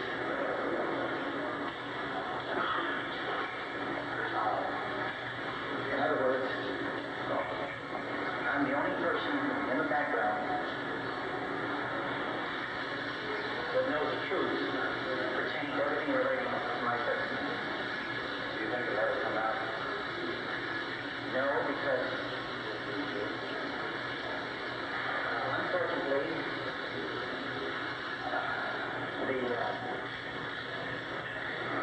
the people had so much to glean and had such a material motive to put me in the position I'm in. We'll never let the true facts come their voice to the world. Are these people who do very opposition again? Yes. Thank you very much. Mr. Cantor, you may examine. Mr. Cantor, Jack Ruby was convicted of first-degree murder and sentenced to death for his killing of Oswald. Is that correct? That is correct, He sir. died on January the 3rd, 1967 from natural causes while in custody. That's correct. You agree, do you not, that there's absolutely no evidence that Jack Ruby and Lee Harvey Oswald knew each other? I agree to that, sir. And when you saw Ruby at Parkland Hospital, you felt it was perfectly normal, though, to see him there because he was, as you described, a goer to events and a man about town. Yes, sir. You're also aware, are you not, that at Ruby's trial, there was medical testimony that his electroencephalograms to measure the electric activity of the brain showed that he had organic brain damage? Yes, I remember that. And that this brain damage was probably traceable to psychomotor epilepsy? I do remember. So you would agree, would you not, that Mr. Ruby was mentally and emotionally, he was not a well man? He might not fall within the pattern of the norm. Okay. Mr. Cantor, you will agree, and you've so said, that the evidence is clear that Jack Ruby had a very deep affection for President Kennedy. There's all types of evidence of that. Yes, sir. And at the hospital, where you saw Jack Ruby at Parkland Hospital, he had tears in his eyes. Is that correct? Yes, he was obviously under emotional strain. Yes, sir. And that he later said that he even felt worse than when his mother and father died? He did, yes, sir. He also had a bizarre relationship with his dogs, did he not? I would say so, Well, yes, sir. he had as many as 10 dogs, one of Sheba, one of whom he called Sheba, and Sheba was his wife, and the other 9 were his children. Is that correct? That is correct. And he'd take them, particularly Sheba, wherever he went. Is that correct? Yes, she traveled with him constantly, In yes. fact, Sheba waited patiently for him in his car while he went inside the police station and shot Oswald. Is that correct? That is correct. Mr. Cantor, you agree, do you not, that the general consensus of those like yourself who have studied Ruby is that Ruby thought he would be a hero to the world for having killed Oswald, a presidential assassin. Is that not true? I'm certain of it, yes, sir. Okay. You've testified to phone calls that Ruby made to crime figures and some meetings he had with various crime figures. Is that correct? I did.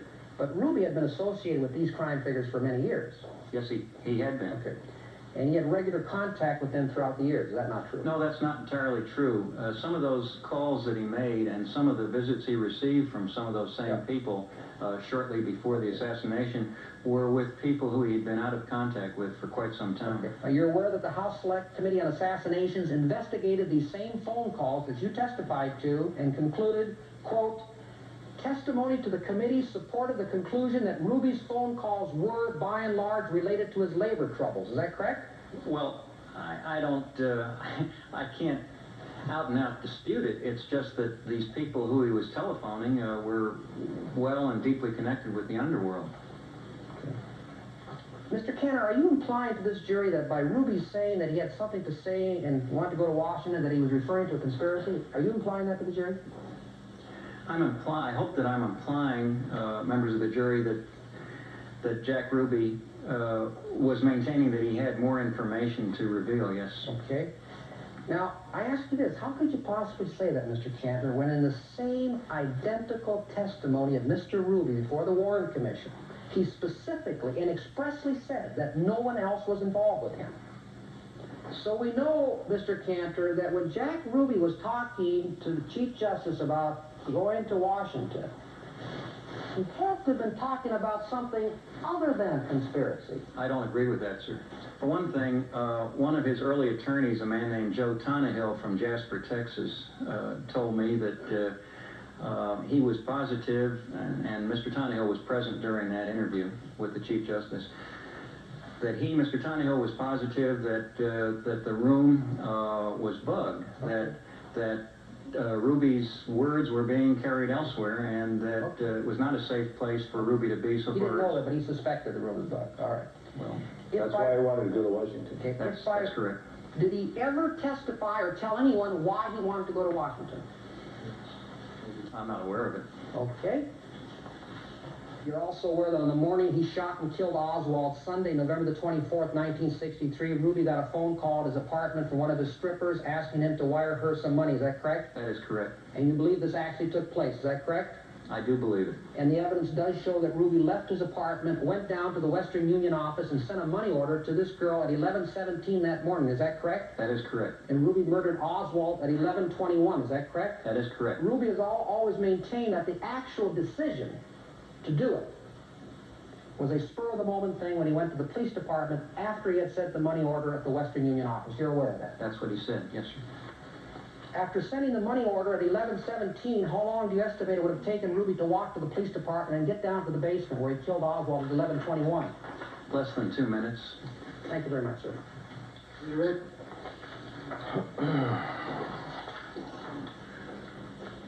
Well, you believe there was a Ruby cover-up from your investigation? Oh, I certainly do, yes, sir. Would you explain to the ladies and gentlemen of the jury why? I believe that a lot of evidence points to the fact that Jack Ruby was led into the police station on purpose that Sunday morning with the express purpose of killing Lee Harvey Oswald. Why do you believe that? Well, I believe for one of two reasons. Either he was being used by a force that he wasn't even aware of, or there was a small number of Dallas police officers who felt very strongly about the fact that Lee Harvey Oswald had killed one of their own number, and they wanted revenge. And they would not be able to obtain revenge once Lee Harvey Oswald was transferred to jurisdiction of the Dallas County. That's your theory of the matter? That's correct. At least it's your theory that somebody unknown to you or anybody else made arrangements for him to get in. It took me a lot longer to get in than it took Jack Ruby that morning, that Sunday morning. And he was on the scene regularly throughout the weekend, coming into and leaving the police department at will. Thank you, Mr. Cantor. You may step down. Thank you. Defense rest. Defense rest. Thank you. At this time, we'll take a recess. At this point, all the witnesses for the defense and prosecution have testified. It will now be up to Jerry Spence and Vincent Bugliosi to summarize the testimony and evidence in their closing statements. Before we hear these in just a minute or two, let's get a quick reaction from our guests. Alan Dershowitz, what should we be looking for in these closing statements in the way of style and way of tactics? Well, the first rule of closing statements is that the lawyer who has the facts on his side bangs in the facts. The lawyer who has the law on his side bangs in the law. The lawyer who has neither on his side bangs on the table. Mr. Bugliosi has a lot of facts on his side, and he's going to emphasize the facts that are available. Mr. Spence, on the other hand, should emphasize the missing facts. Was there a cover-up? Was evidence tampered with? He's not going to try to focus the jury on whether Oswald did it, but how can you convict somebody if there are missing facts? But he can't go too far because Bugliosi has the last word. He has to try to anticipate Bugliosi's closing summation and try to deflect it as much as possible. Ramsey Clark, what will Bugliosi and Spence try to do in their closing statements that they have not been able to do in their examination of witnesses? These are two superb trial lawyers, and each is obviously very anxious to persuade that jury. Mr. Bugliosi will come on in his first shot. He has two chances. I think in rapid machine gun fire summarizing the evidence, he has a lot of facts his way, and I think he'll really pour it on and try and nail down some loose ends. Mr. Spence will come on first trying to make the jury lean over backwards his way, because he'll say, you know, we've all been prejudiced about this. We've been told all of our lives that Lee Harvey Oswald did this. You've got to be fair. Then he wants to lean on the emotion we all have, the profound doubt we all had. It's what really happened. He's got to create a reasonable doubt, and he can't go too far. If he gets in a position where he can be accused when Mr. Bugliosi comes back of involving the FBI, involving the CIA, he'll be wiped out. Mr. Bugliosi has to watch how he does, because when he comes back, he has the last chance to persuade the jury his way. Jack Anderson, your comment. Well, the opposing attorneys are going to go after a stark, terse verdict, guilty or not guilty. I'd feel better if there were another alternative, and I think that there is one, and that's the possibility that Oswald may be guilty, but he may have been part of a conspiracy. That, of course, is not something the jury can say, or is it? No, I don't think that the jury can say that, and I don't think the two attorneys can go after that, but this is a distinct possibility. There's evidence, I think, already introduced. And there, I must interrupt you, Jack. We'll be hearing more from you later. At this point, let's rejoin the trial for the final summations. Members of the jury, we are now going to have final summations or final arguments by the attorneys. Now, I need to remind you again that what a lawyer says during the course of the trial, in opening statement or in final summation, is not evidence. Evidence you've heard from the witness stand, from stipulations, or from exhibits that have been introduced during the trial. Listen very carefully to what they say. Since the burden is on the United States government to prove guilt beyond a reasonable doubt, the prosecution has the opportunity to address you first. Then the defendant's attorney will address you. Then the final summation will be done by the prosecution. Mr. Bugliosi, you may proceed, sir. Mr. Spence, Judge Butler, ladies and gentlemen of the jury, in the brief time I have to address you in this historic trial, I want to point out what must already be obvious to you, that Lee Harvey Oswald and Lee Harvey Oswald alone is responsible for the assassination of President John F. Kennedy, our young and vigorous leader whose presidency stirred the hopes of millions of Americans for a better world, and whose shocking death grieved and anguished an entire nation. But before I summarize that evidence for you against Mr. Oswald, evidence that conclusively proves his guilt beyond all reasonable doubt, I want to discuss several issues with you which the defense has raised during this trial. Several factors make it clear that Kennedy and Connally were struck by the same bullet. There's absolutely no evidence of the existence of any separate bullet in Connally. With respect to whether or not any shots were fired from the grassy knoll, I want to make the following observations. Firstly, it is perfectly understandable that the witnesses were confused as to the origin of fire. Not only does Dealey Plaza resound with echoes, but here you have a situation of completely unexpected shots over just a matter of a few moments. When you compound all of that with the fact that the witnesses were focusing their attention on the President of the United States driving by, a mesmerizing event for many of them, and the chaos, the hysteria, the bedlam that engulfed the assassination scene, it's remarkable that there was any coherence at all to what they thought they saw and heard. Human observation, notoriously unreliable under even the most optimum situation, has to give way to hard scientific evidence. And we do have indisputable scientific evidence in this case that the bullets which struck President Kennedy came from his rear, not his front. If either of the two bullets that struck President Kennedy came from the front, why weren't there any entrance wounds to the front of the president's body, nor any exit wounds to the rear of his body? Ladies and gentlemen of the jury, it couldn't be more obvious that there was no gunman at the grassy knoll. No one saw anybody with a rifle in that area. No weapon, nor expended cartridges from a weapon were found there. It didn't happen. With respect to Ruby killing Oswald, the evidence is overwhelming that he was a very emotional man. When we couple the fact that Ruby cared deeply for Kennedy with the fact that he probably thought that he would be viewed as a hero, Ruby's killing of Oswald has all the earmarks of a very personal killing, completely devoid of any outside influence. In the short time I have left, I want to summarize the evidence of guilt against Mr. Oswald. Ladies and gentlemen of the jury, within minutes of the assassination, a 6.5 millimeter Mannlicher Carcano rifle, serial number C-2766, was found on the 6th floor of the book depository building. Oswald ordered the rifle under the name A. Hedel. We know that. We know from the testimony of Monty Lutz, the firearms expert, that the 2 large bullet fragments found inside the presidential limousine were parts of a bullet fired from Oswald's rifle to the exclusion of all other weapons.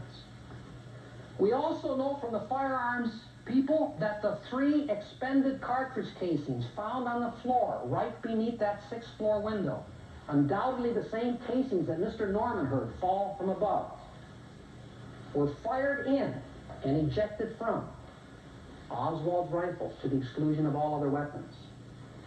So we know, not just beyond a reasonable doubt, we know beyond all doubt that Oswald's rifle was the murder weapon that caused that terrible, terrible spray of brain matter to the front. It's the worst sight that I've ever seen in my entire life.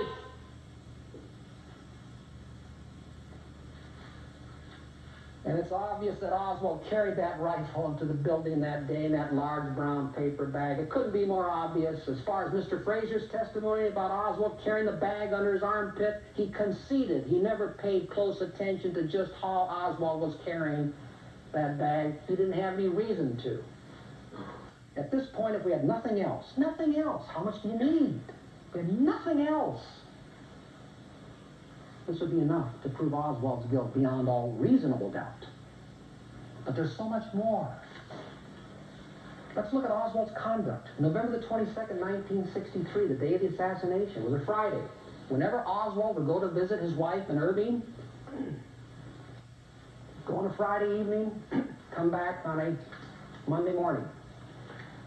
On the week of the assassination, however, for the very first time, he goes there on a Thursday evening, obviously to get his rifle for the following day. After the assassination, all the other employees of the book depository building return to work. There's a roll call. They're accounted for, not Oswald. He takes off. The only employee who leaves the building. Just 45 minutes after the assassination, out of the 500,000 or so people in Dallas, Lee Harvey Oswald is the one out of those 500,000 people who just happens to murder Officer J.D. Tippit. Oswald's responsibility for President Kennedy's assassination explains why he was driven to murder Officer Tippit. The murder bore the signature of a man in desperate flight from some awful deed. What other reason under the moon would he have had to kill Officer Tippit? Normally, ladies and gentlemen, in a murder case, a verdict of guilty brings about a certain measure of justice, obviously a limited amount of justice, but a certain measure of justice for the victim and his or her surviving loved ones. But here, the effect of this assassination went far beyond President Kennedy and his family. This was an enormous offense against the American people. And no justice could ever be achieved. I respectfully ask you to return a swift verdict of guilty against Lee Harvey Oswald, simply because it is the only verdict that is consistent with the evidence which conclusively proves Oswald's guilt beyond all reasonable doubt. Thank you, ladies and gentlemen. Thank you, Mr. Iliosi.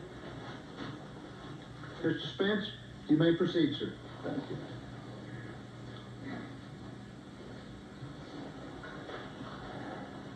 Court, please. Proceed. Mr. Bugliosi. My partner, Eddie, thank you. Ladies and gentlemen of the jury, thank you.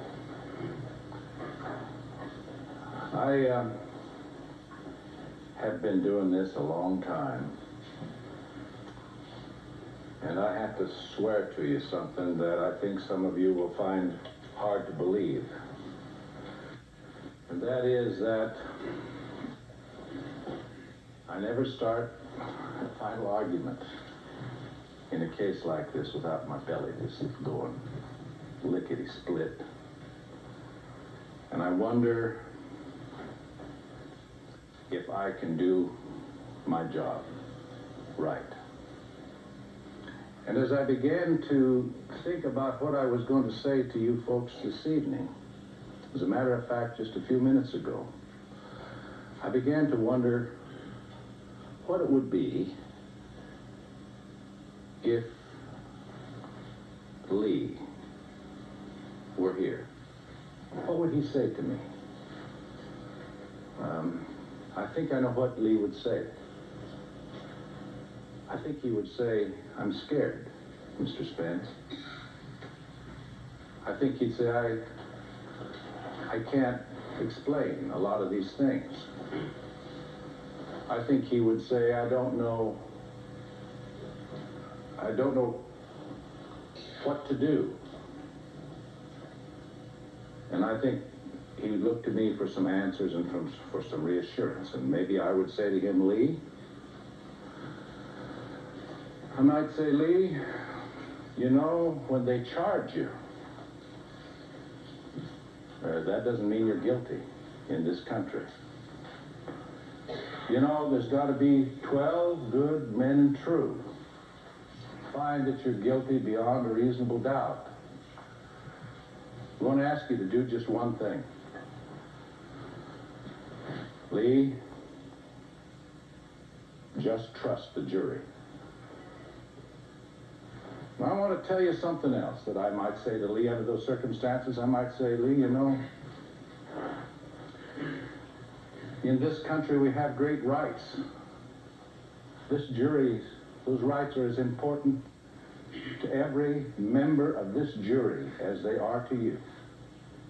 Because when a member of this jury demands that those rights be given to you, they are protecting those rights for themselves. Indeed, the defendant, that's you, Lee, is presumed by the law to be innocent. He has no burden to prove anything. Did you hear that? He has no burden to prove anything. That means that all of the proof has to come from the government. And they have to prove this case to you beyond a reasonable doubt. They have to prove every element of this case beyond a reasonable doubt. And when there are reasonable doubts that are raised by this evidence, which was my obligation to do, fairly if I could, they must dispel those doubts. Not one of them. Not two of them. Not 17 of them. But the raft of doubts that you have heard in this case have to somehow disappear. Unanimously. In the minds of every one of you. And I need to say something to you that's very important to me. Each one of you have the power individually to say no. If one single doubt remains in your mind, you have the right and the responsibility and the duty to have the courage to say no. And I turn to Lee Oswald and I say, Lee Oswald, this jury is composed of people that have the courage to say no. And that's what I'd say to Lee Oswald in this case. Well, this is a case in which we have searched for the truth. I will tell you, there is only one truth.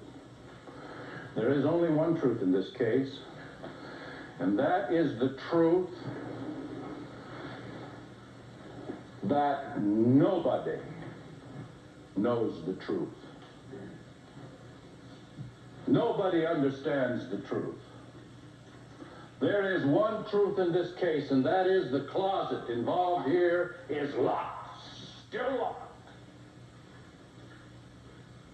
They won't tell us what's in the closet. This man turns to me and suggests to you that I have some obligation to prove something that is in his locked closet. That's the truth that's ultimately involved in this case. Now,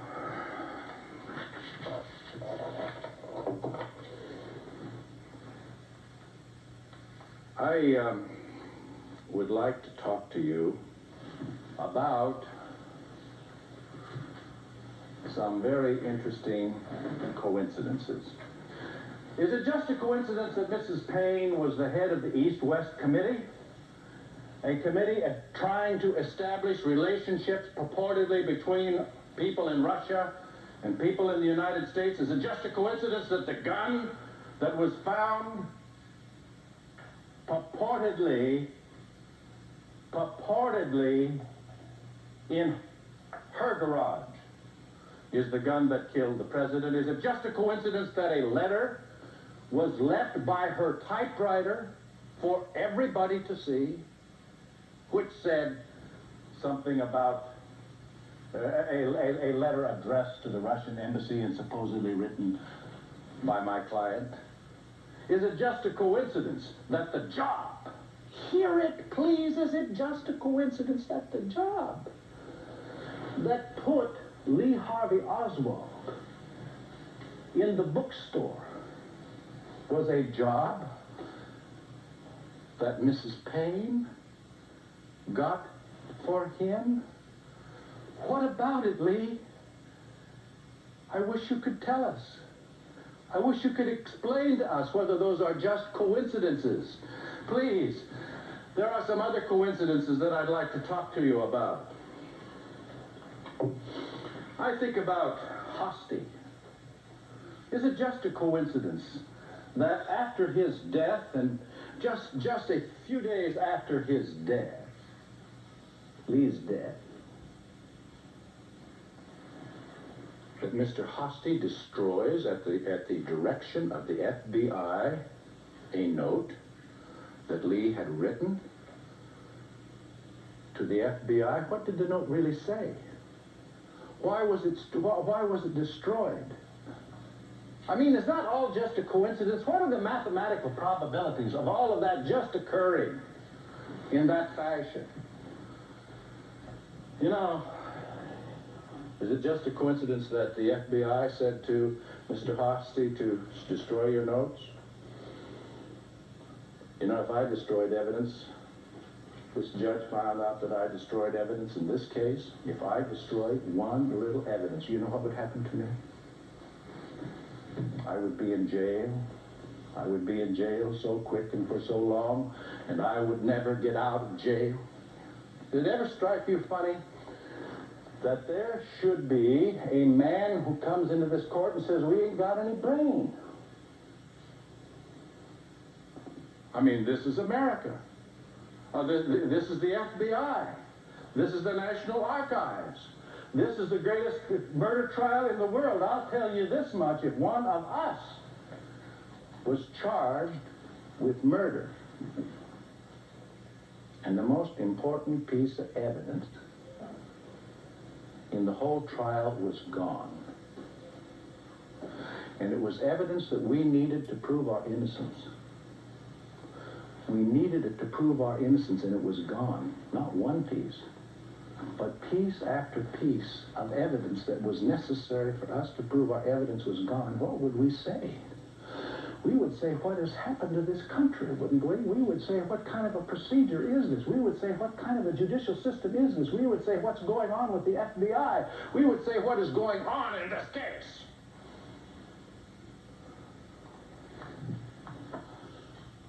I could hear Lee Oswald saying, "I'm a patsy." You know, look at Ruby. Now, let's add to the coincidences. Here is Ruby, long associated with the mafia. Here is Ruby, a man who has had years of experience in relationships with the ugliest, vilest, most vicious mafia characters that are known. You saw the chart of how Ruby's telephone calls went, and suddenly they went sky high, skyrocketed to the mafia characters. Isn't it a coincidence that in the hospital, there was Mr. Ruby again? How comes it appears over and over everywhere? Now, let's look at some other ideas here that I have that I want to talk to you very quickly about. If you were going to pick somebody, in this case, to set up, who would you pick? Would you pick somebody who was poor and lowly, somebody who couldn't defend himself, somebody who had already set himself up? Would you do that? Let's ask some other questions. If you were going to kill the president and you wanted to escape, would you take 3 seconds or 1 second to pick up the 3 shells and leave? Was that what you would do? Or would you just leave them there so they could now tie them into the gun? With respect to the hiding of the gun, would you have figured out some place to hide the gun, or would you just leave it out there almost in plain sight? Would you have shot the president from the place where you work? I mean, if you're going to shoot somebody, do you go down and plan the shooting so that you do it from your work and you don't have an escape? You can't drive a car? There's nobody to take you out of there? Is that what you would do? Or was he, as he said, a patsy? And so, where is the evidence beyond a reasonable doubt that Lee Harvey Oswald was even there at the bookstore on the 6th floor when the president was shot? Much less that he was involved knowingly in any conspiracy to kill our beloved president. Where is the evidence? Now, ladies and gentlemen,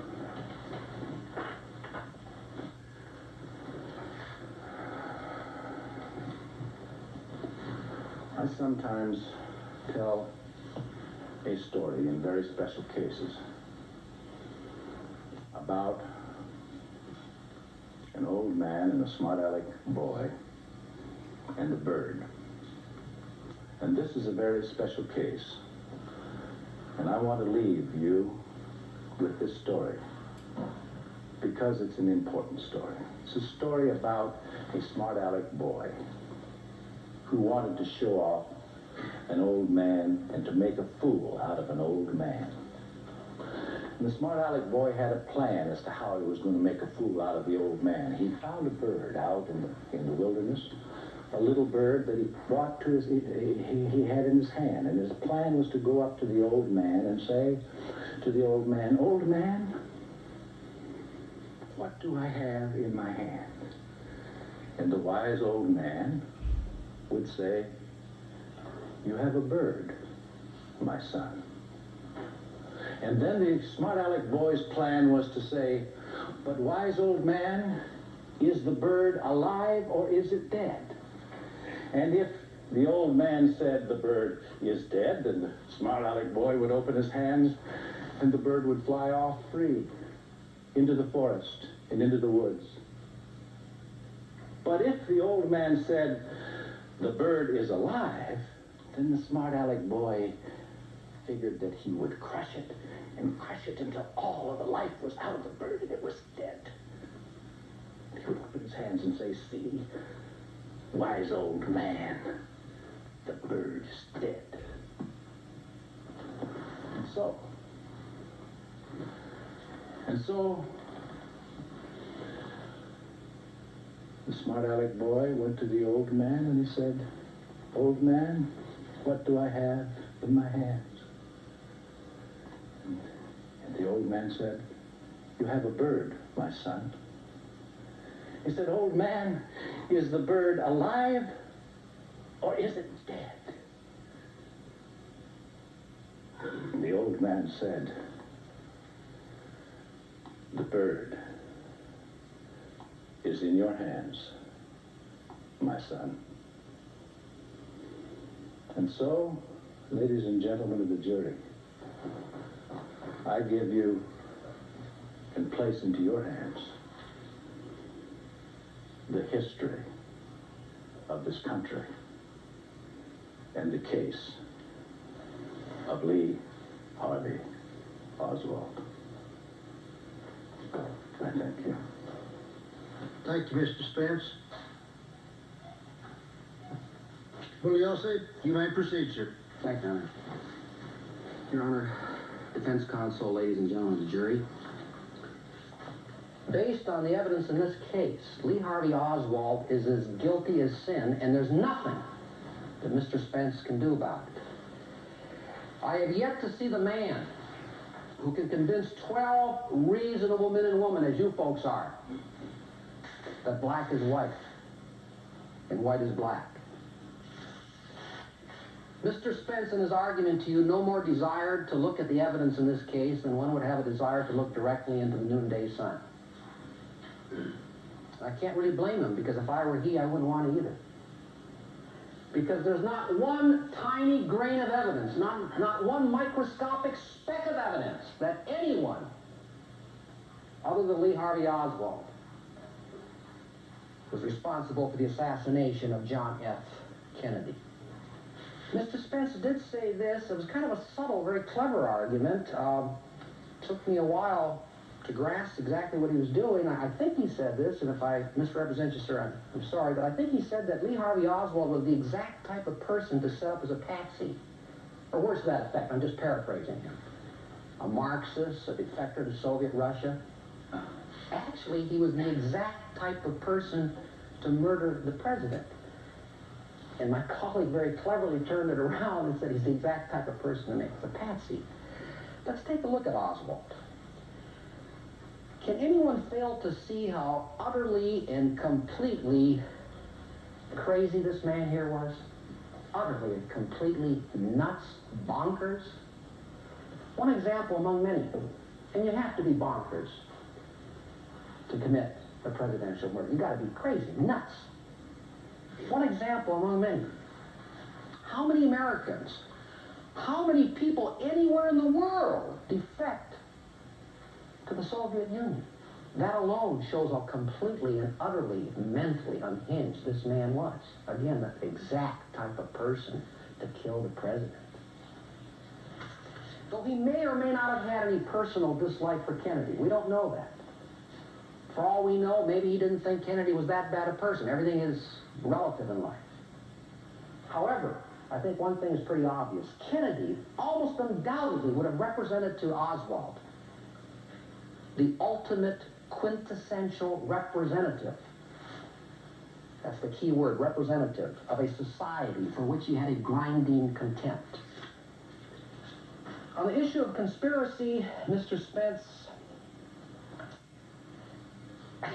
I'm paraphrasing him. He certainly didn't say who specifically murdered the president, but he certainly implied to you that it was some nebulous, some powerful group. He never put the hat on anyone. He kept the hat on his table here. I thought he was going to put it on someone's head, but he didn't. Some mysterious group, powerful group, murdered the president and framed Lee Harvey Oswald, but he didn't say who these people were. He did say the CIA covered up here. He said the FBI covered up there. In which case, if the FBI and CIA were covering up, they'd be the ones who murdered the president, right? Why doesn't Mr. Spence come right out and say it? Why doesn't he accuse the CIA and the FBI of murdering the president? It's one thing you say about Mr. Spence. He's not a shy man. He knows how to exercise his First Amendment freedom of speech, but he doesn't say it because he's very intelligent, very wise. I'll tell you why he doesn't say it. Because he knows that if he said that the FBI murdered the president or the CIA murdered the president, it would sound downright silly. You'd laugh at him. But even though neither the CIA nor organized crime would have any productive motive whatsoever to kill the president, let's make the unwarranted assumption that they did, that they had such a motive, and let's go on and discuss Mr. Spence's next point about Ruby killing Oswald. Mafia contract killers are always selected with utmost care. I mean, the one chosen to kill Oswald would be everything that Jack Ruby was not.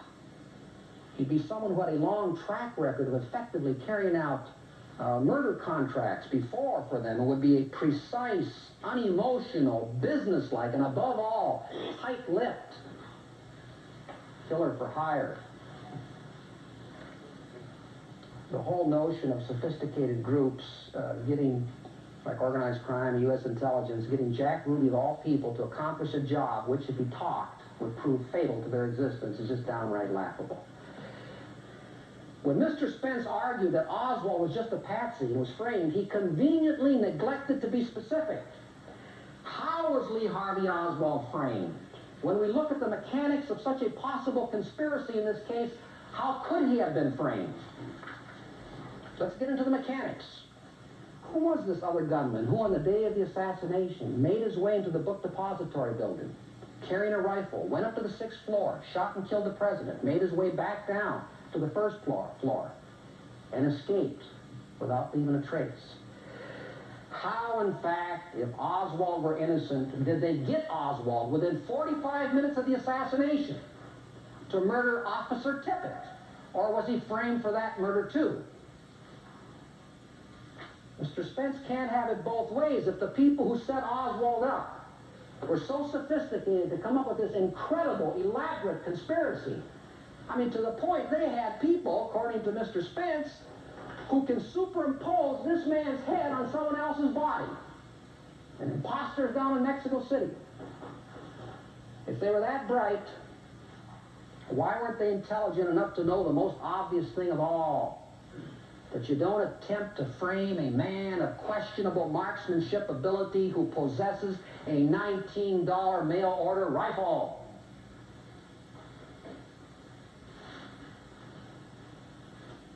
As surely as I am standing here, as surely as night follows day, Lee Harvey Oswald, acting alone, is responsible for the murder of President John F. Kennedy.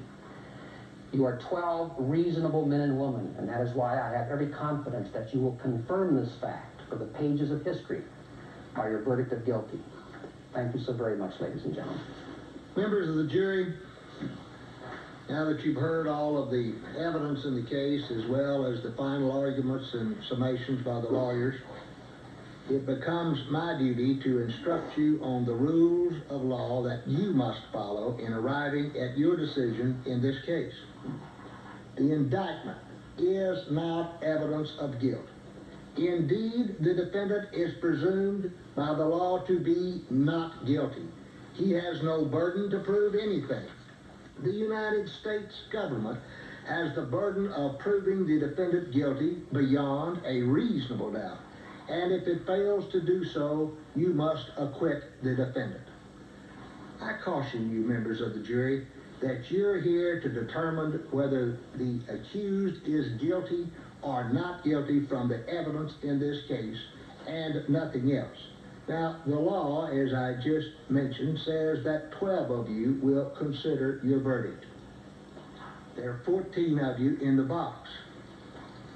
The two alternates, Mrs. Boscope and Mr. Mullins, let me thank you very much from the bottom of my heart, and I know I speak for counsel and other members of the court.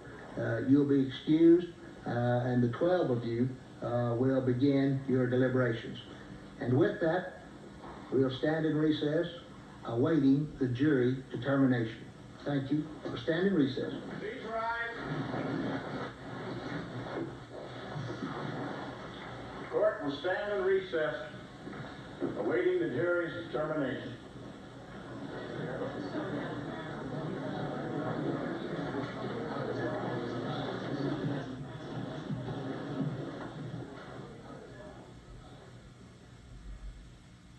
So, as the jury files out, Showtime's trial draws to a close.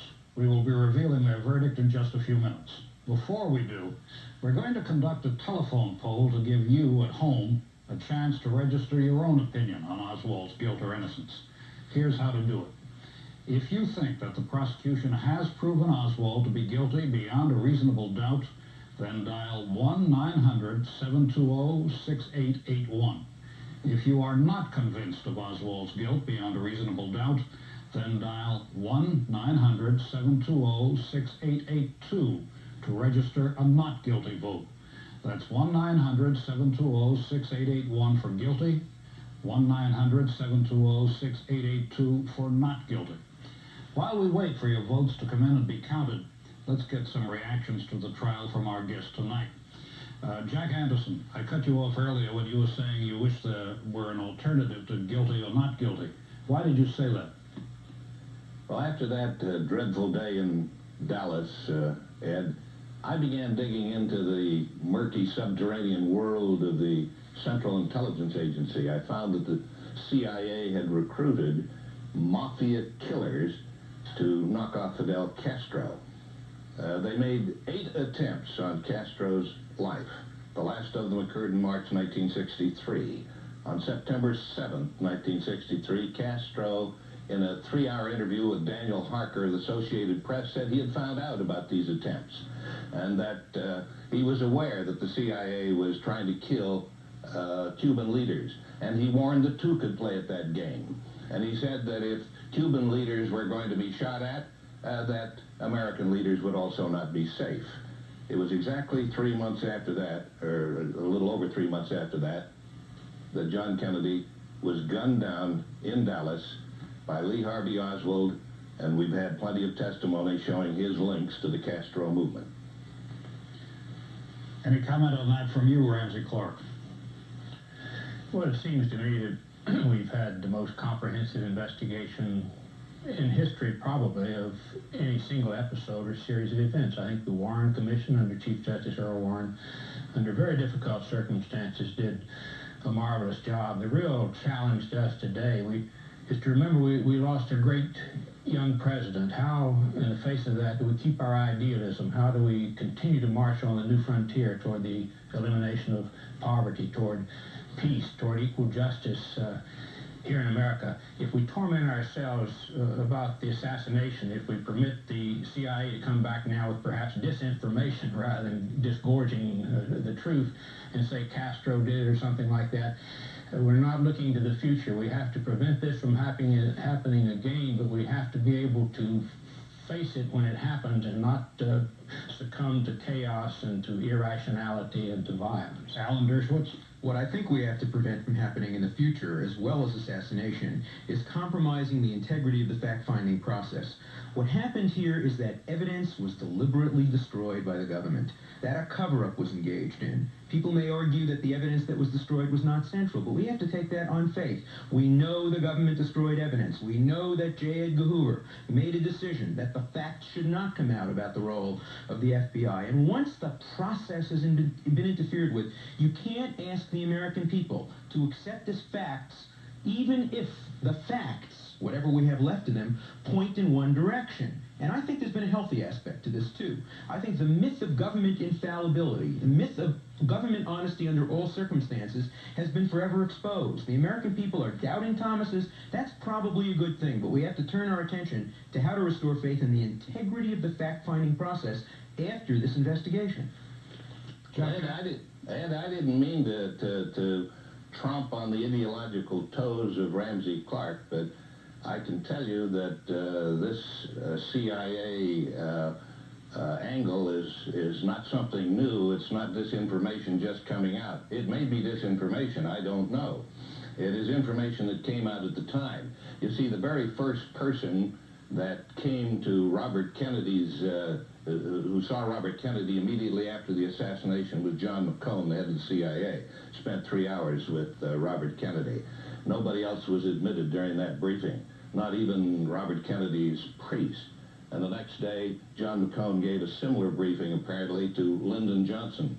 Lyndon Johnson came out after the briefing, said to intimates, said afterward to intimates, that he was worried that Castro may have been involved. Jack, as you know, I worked the next 10 months with Bob Kennedy in the Department of Justice, and he had no doubt about whether the FBI or the CIA had been involved or done anything wrong or were involved in a cover-up. I worked the next 5 years with Lyndon Johnson, and in my judgment, he didn't either. We had a very thorough investigation. I think we know pretty much what the facts are. Sure, we can keep examining and looking, but it's been 23 years, and the idea that there's any major big conspiracy behind Lee Harvey Oswald, who had the clear capacity and will to do it alone, is pretty remote. Ramsey, I find myself in the unusual position of agreeing with you on your conclusion. I personally believe that he did it and that he probably did it alone. And I believe that you believe that because you've had access to important inside information. But how do you persuade a doubting American public who knows two things? One, that evidence was deliberately destroyed in order to suppress the whole truth. And two, that the remaining evidence seems to point logically to your conclusion. How do you ask them to accept on faith a conclusion which you know to be true, but in which the process and the integrity has been so distorted that an honest American not accessible to your information could have reasonable doubts? Well, you seem to have some notion that that investigative agencies don't generally do that. You ought to read the newspaper every day, and you'd realize that that goes on constantly. The FBI was protecting itself. It shouldn't have done it. There are really only two ways you're ever going to get what you're seeking, which is highly desirable. One is to abolish all covert actions. I happen to favor that. We shouldn't have covert actions. And the other is to change human nature, and we haven't found that. Well, I have a third suggestion. It seems to me that when a case comes to trial and the integrity of the process has been interfered with, the jury should not vote to convict, even if the facts point to the direction the government wants them to point to. And if I had been Jerry Spence, I would not have focused as much on the end result, the truth, because the truth, I think, was not on his side. I would have tried to persuade the jury that even if you believe on the basis of the evidence that's available that Oswald is probably guilty and probably guilty alone, you should still not vote to convict because you have not been given access to all the evidence. The process was tampered with, and the process is what we have faith in. You know, the Soviet Union, when they tell us that somebody is guilty, we don't believe it. We don't believe it because the process doesn't work there. In our country, it mostly works. Sometimes there's an interference with the process, but it mostly works. And if I had been the defense lawyer in this case, I would have focused more on process and less on result. Well, Mr. Spence began with the story about the closed closet, and he ended with the story about the closed closet, and that's exactly what he was talking about. But the idea that you couldn't have a conviction if there was any evidence set aside or fiddled with by the government would preclude any convictions in any case, because it happens every time. Well, Jack Anderson in Washington, go ahead. I think the evidence is, of course, overwhelming that Lee Harvey Oswald was the killer. But there's some evidence that hasn't come out. There are a couple of things that trouble me.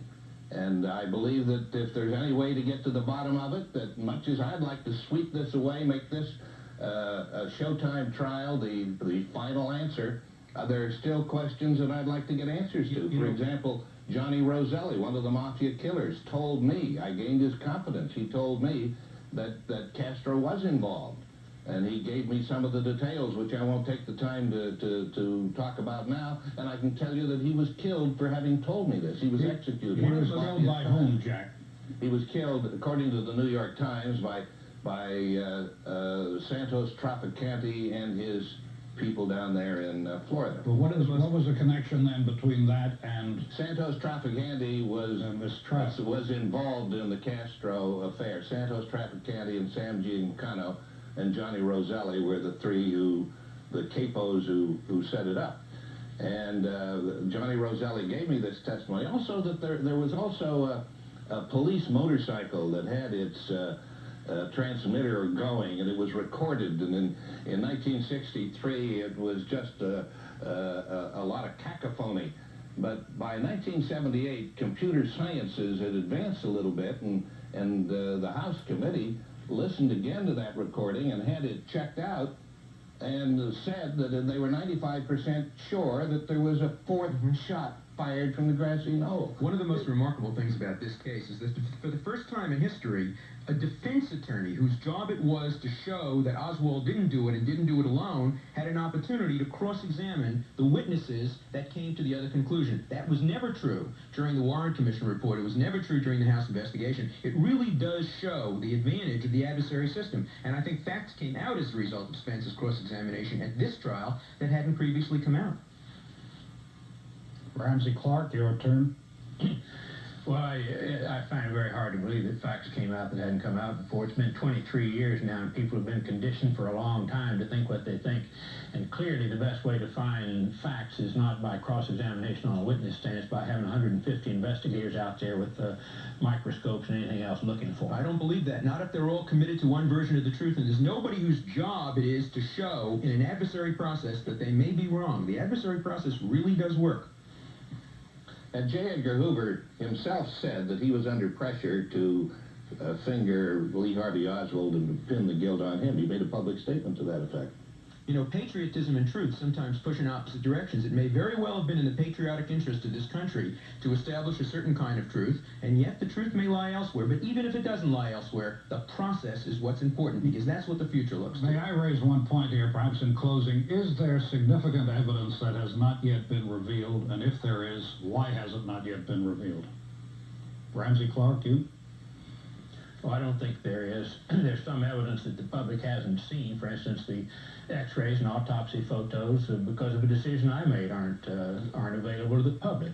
Experts, radiologists, and others can see them, but Mrs. Kennedy didn't want them spread on the front page of a magazine someplace during the life of her children. And I thought that was reasonable and humane, and that was the decision I made.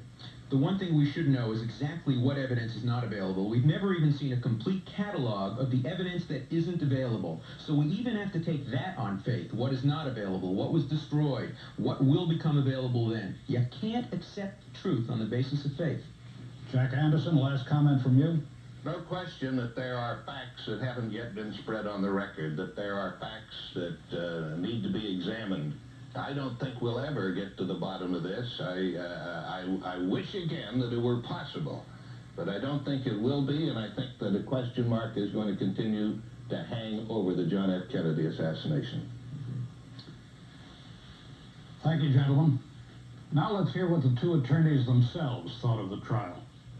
I think it's definitely going to become a historical document in the sense that heretofore there has not been any cross-examination of the people who testified before the Warren Commission and the House Select Committee on Assassinations. The Warren Commission reports are just reports.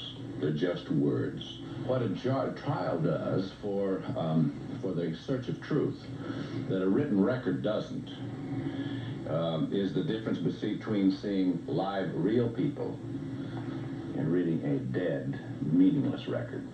There were witnesses, for instance, who said they thought they saw someone running from a grassy knoll. And that's become a part of the historical record. It's in the House Select Committee on Assassinations, but anyone who watches the TV show and reads the transcript, that particular witness, a nice fellow, but he did not stand up on cross-examination at all. It's obvious that he didn't know what he was talking about. He thought that was Jack Ruby running away from the scene of the crime, and the majority of the American people now believe, right now, polls have shown that there was a conspiracy in this case. And the reason for that is that the side of the government has never been presented. It's been presented, it's in the Warren report, but that's 27 volumes. Who's gone out and purchased 27 volumes? They haven't done that. The only books that have come out on this case are by conspiracy buffs, and these are the people that have gone on talk shows throughout the country, and they finally convinced the American people. So the importance of this case is that we finally now gave the American people and the people around the world the prosecution's viewpoint. In the very broad sense, there isn't any winner or maybe loser in this case. You know, Vince Bugliosi and I talked about that last night. We're both proud lawyers, and we both want to win. And right now, as I talk to you, the jury is deliberating. And I said to Vince, you know, it doesn't really make any difference whether you win or I win, Vince, because what we have really done is to present a piece of reality and history with the real witnesses in the real trial between two real lawyers who really cared about their case, so that the American public can, for the first time, get a glimpse of the truth. And when two people do that, they're both winners. The results of our telephone poll have now been tallied, so let's see how you voted in the Eastern and Central time zones. Now, what we find is that the vote for guilty beyond a reasonable doubt was 15%. I will repeat that, 15%. And the vote for not guilty beyond a reasonable doubt, 85%. I have to say, I'm astonished by that outcome. I truly am. If it had gone the other way, 85% for guilty, 15% for not guilty, I think that would have been more in line with what those of us associated with this program generally expected. It's an extraordinary verdict. 85% voting that in this trial, at any rate, Lee Harvey Oswald had not been proven guilty beyond a reasonable doubt. 85% voting for not guilty. Now, please do bear in mind, in comparing these results with the jury's verdict, which you will shortly hear, that the jury has seen more complete testimony, has had more detailed instructions from the judge, and of course has had a lot more time sequestered in a room to review the trial transcript and evidence. Now, the moment we've been waiting for is here. Until now, only the producers of this program and the jurors themselves knew how they voted. As the jury files back in, it's time finally for you and me to find out their verdict.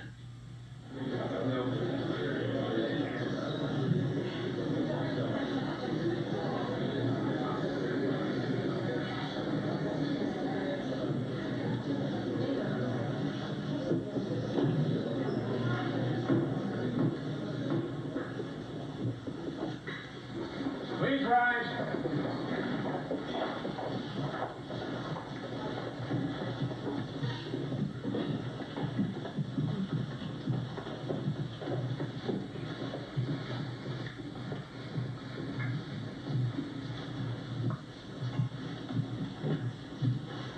You may be seated.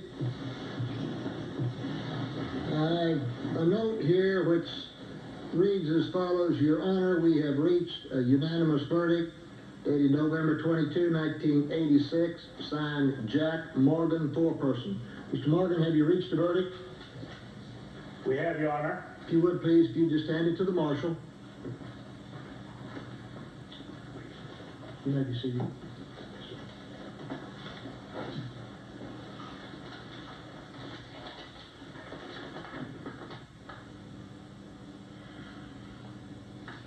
All right, counsel, if you would, please, stand.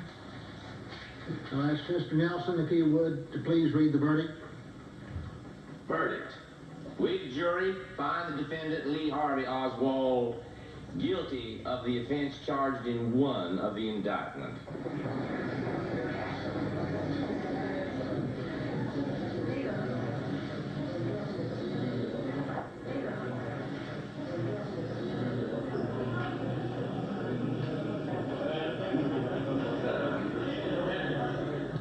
Bit of clarification here. That reference to 1 of the indictment was a reference to count 1, which was indeed the only count in the indictment. It was a charge of premeditated murder in the first degree. So, to repeat, the jury's verdict, unanimous verdict, was guilty. Now, because the lingering controversy about this case has revolved around the issue of a conspiracy, having declared Oswald guilty, the jury was instructed to reconvene to consider, for the sake of history, whether they felt Oswald had acted alone or with others. And the majority concluded that he was the sole assassin. 7 voted that he was the sole assassin. 3 voted for a conspiracy. 2 were undecided. Now, you will notice 3 voted and said they believed there was a conspiracy, which must have meant that they thought Oswald was part of that conspiracy, because the vote to convict him on the charge of murder was unanimous. 7 voted that he was the sole assassin, 3 voted conspiracy, 2 voted undecided. We have an extraordinary situation here in which the jury reached a verdict of guilty, and our viewers, by 85% to 15%, felt that he had not been found guilty beyond a reasonable doubt. So we've reached the end of On Trial Lee Harvey Oswald. And I have just heard for the first time, as you did, the verdict of guilty. And the majority view that he acted alone. Now, as this program went on, I scribbled some notes. I scribbled them also as someone who took part in covering the original story, and I anticipated to some extent my own reaction to the verdict. The first question, I suppose, is whether the verdict will allay all doubts and put this matter to rest, and I think that would be too much to expect. Probably it will never happen. The verdict in itself does materially strengthen support for the findings of the Warren Commission, and perhaps it removes some of the feelings of desperate dissatisfaction and sadness that must accompany the murder of a president, even more a murder that is not technically solved. But then again, as we were saying earlier, we do have a verdict by the viewers of this program that's absolutely opposite to that arrived at by the jury. Viewers of this program voting in a telephone poll, so far at any rate, have voted 85% to 15% that Oswald was not proven guilty beyond a reasonable doubt. That is in the eastern and central time zones of the United States. On this point, we heard Ramsey Clark and Alan Dershowitz disagree about the possible value of evidence still held by the government. If there is any such evidence that could conceivably shed some light on what happened on November 22nd, 1963, clearly it should be made public. A final reflection, we do have in this country from time to time grim chapters in our history. The killing of President Kennedy gave rise to such a chapter. It has a peculiar power to go on troubling us, almost to haunt us. Did this program clear the air and define the issues? Well, given the difference between the jury verdict and the viewer's verdict, perhaps it did not clear the air. But at any rate, we think it did help to define the issues. If it did do that, we accomplished at any rate part of what we set out to do. I'm Edwin Newman. Thank you and good night.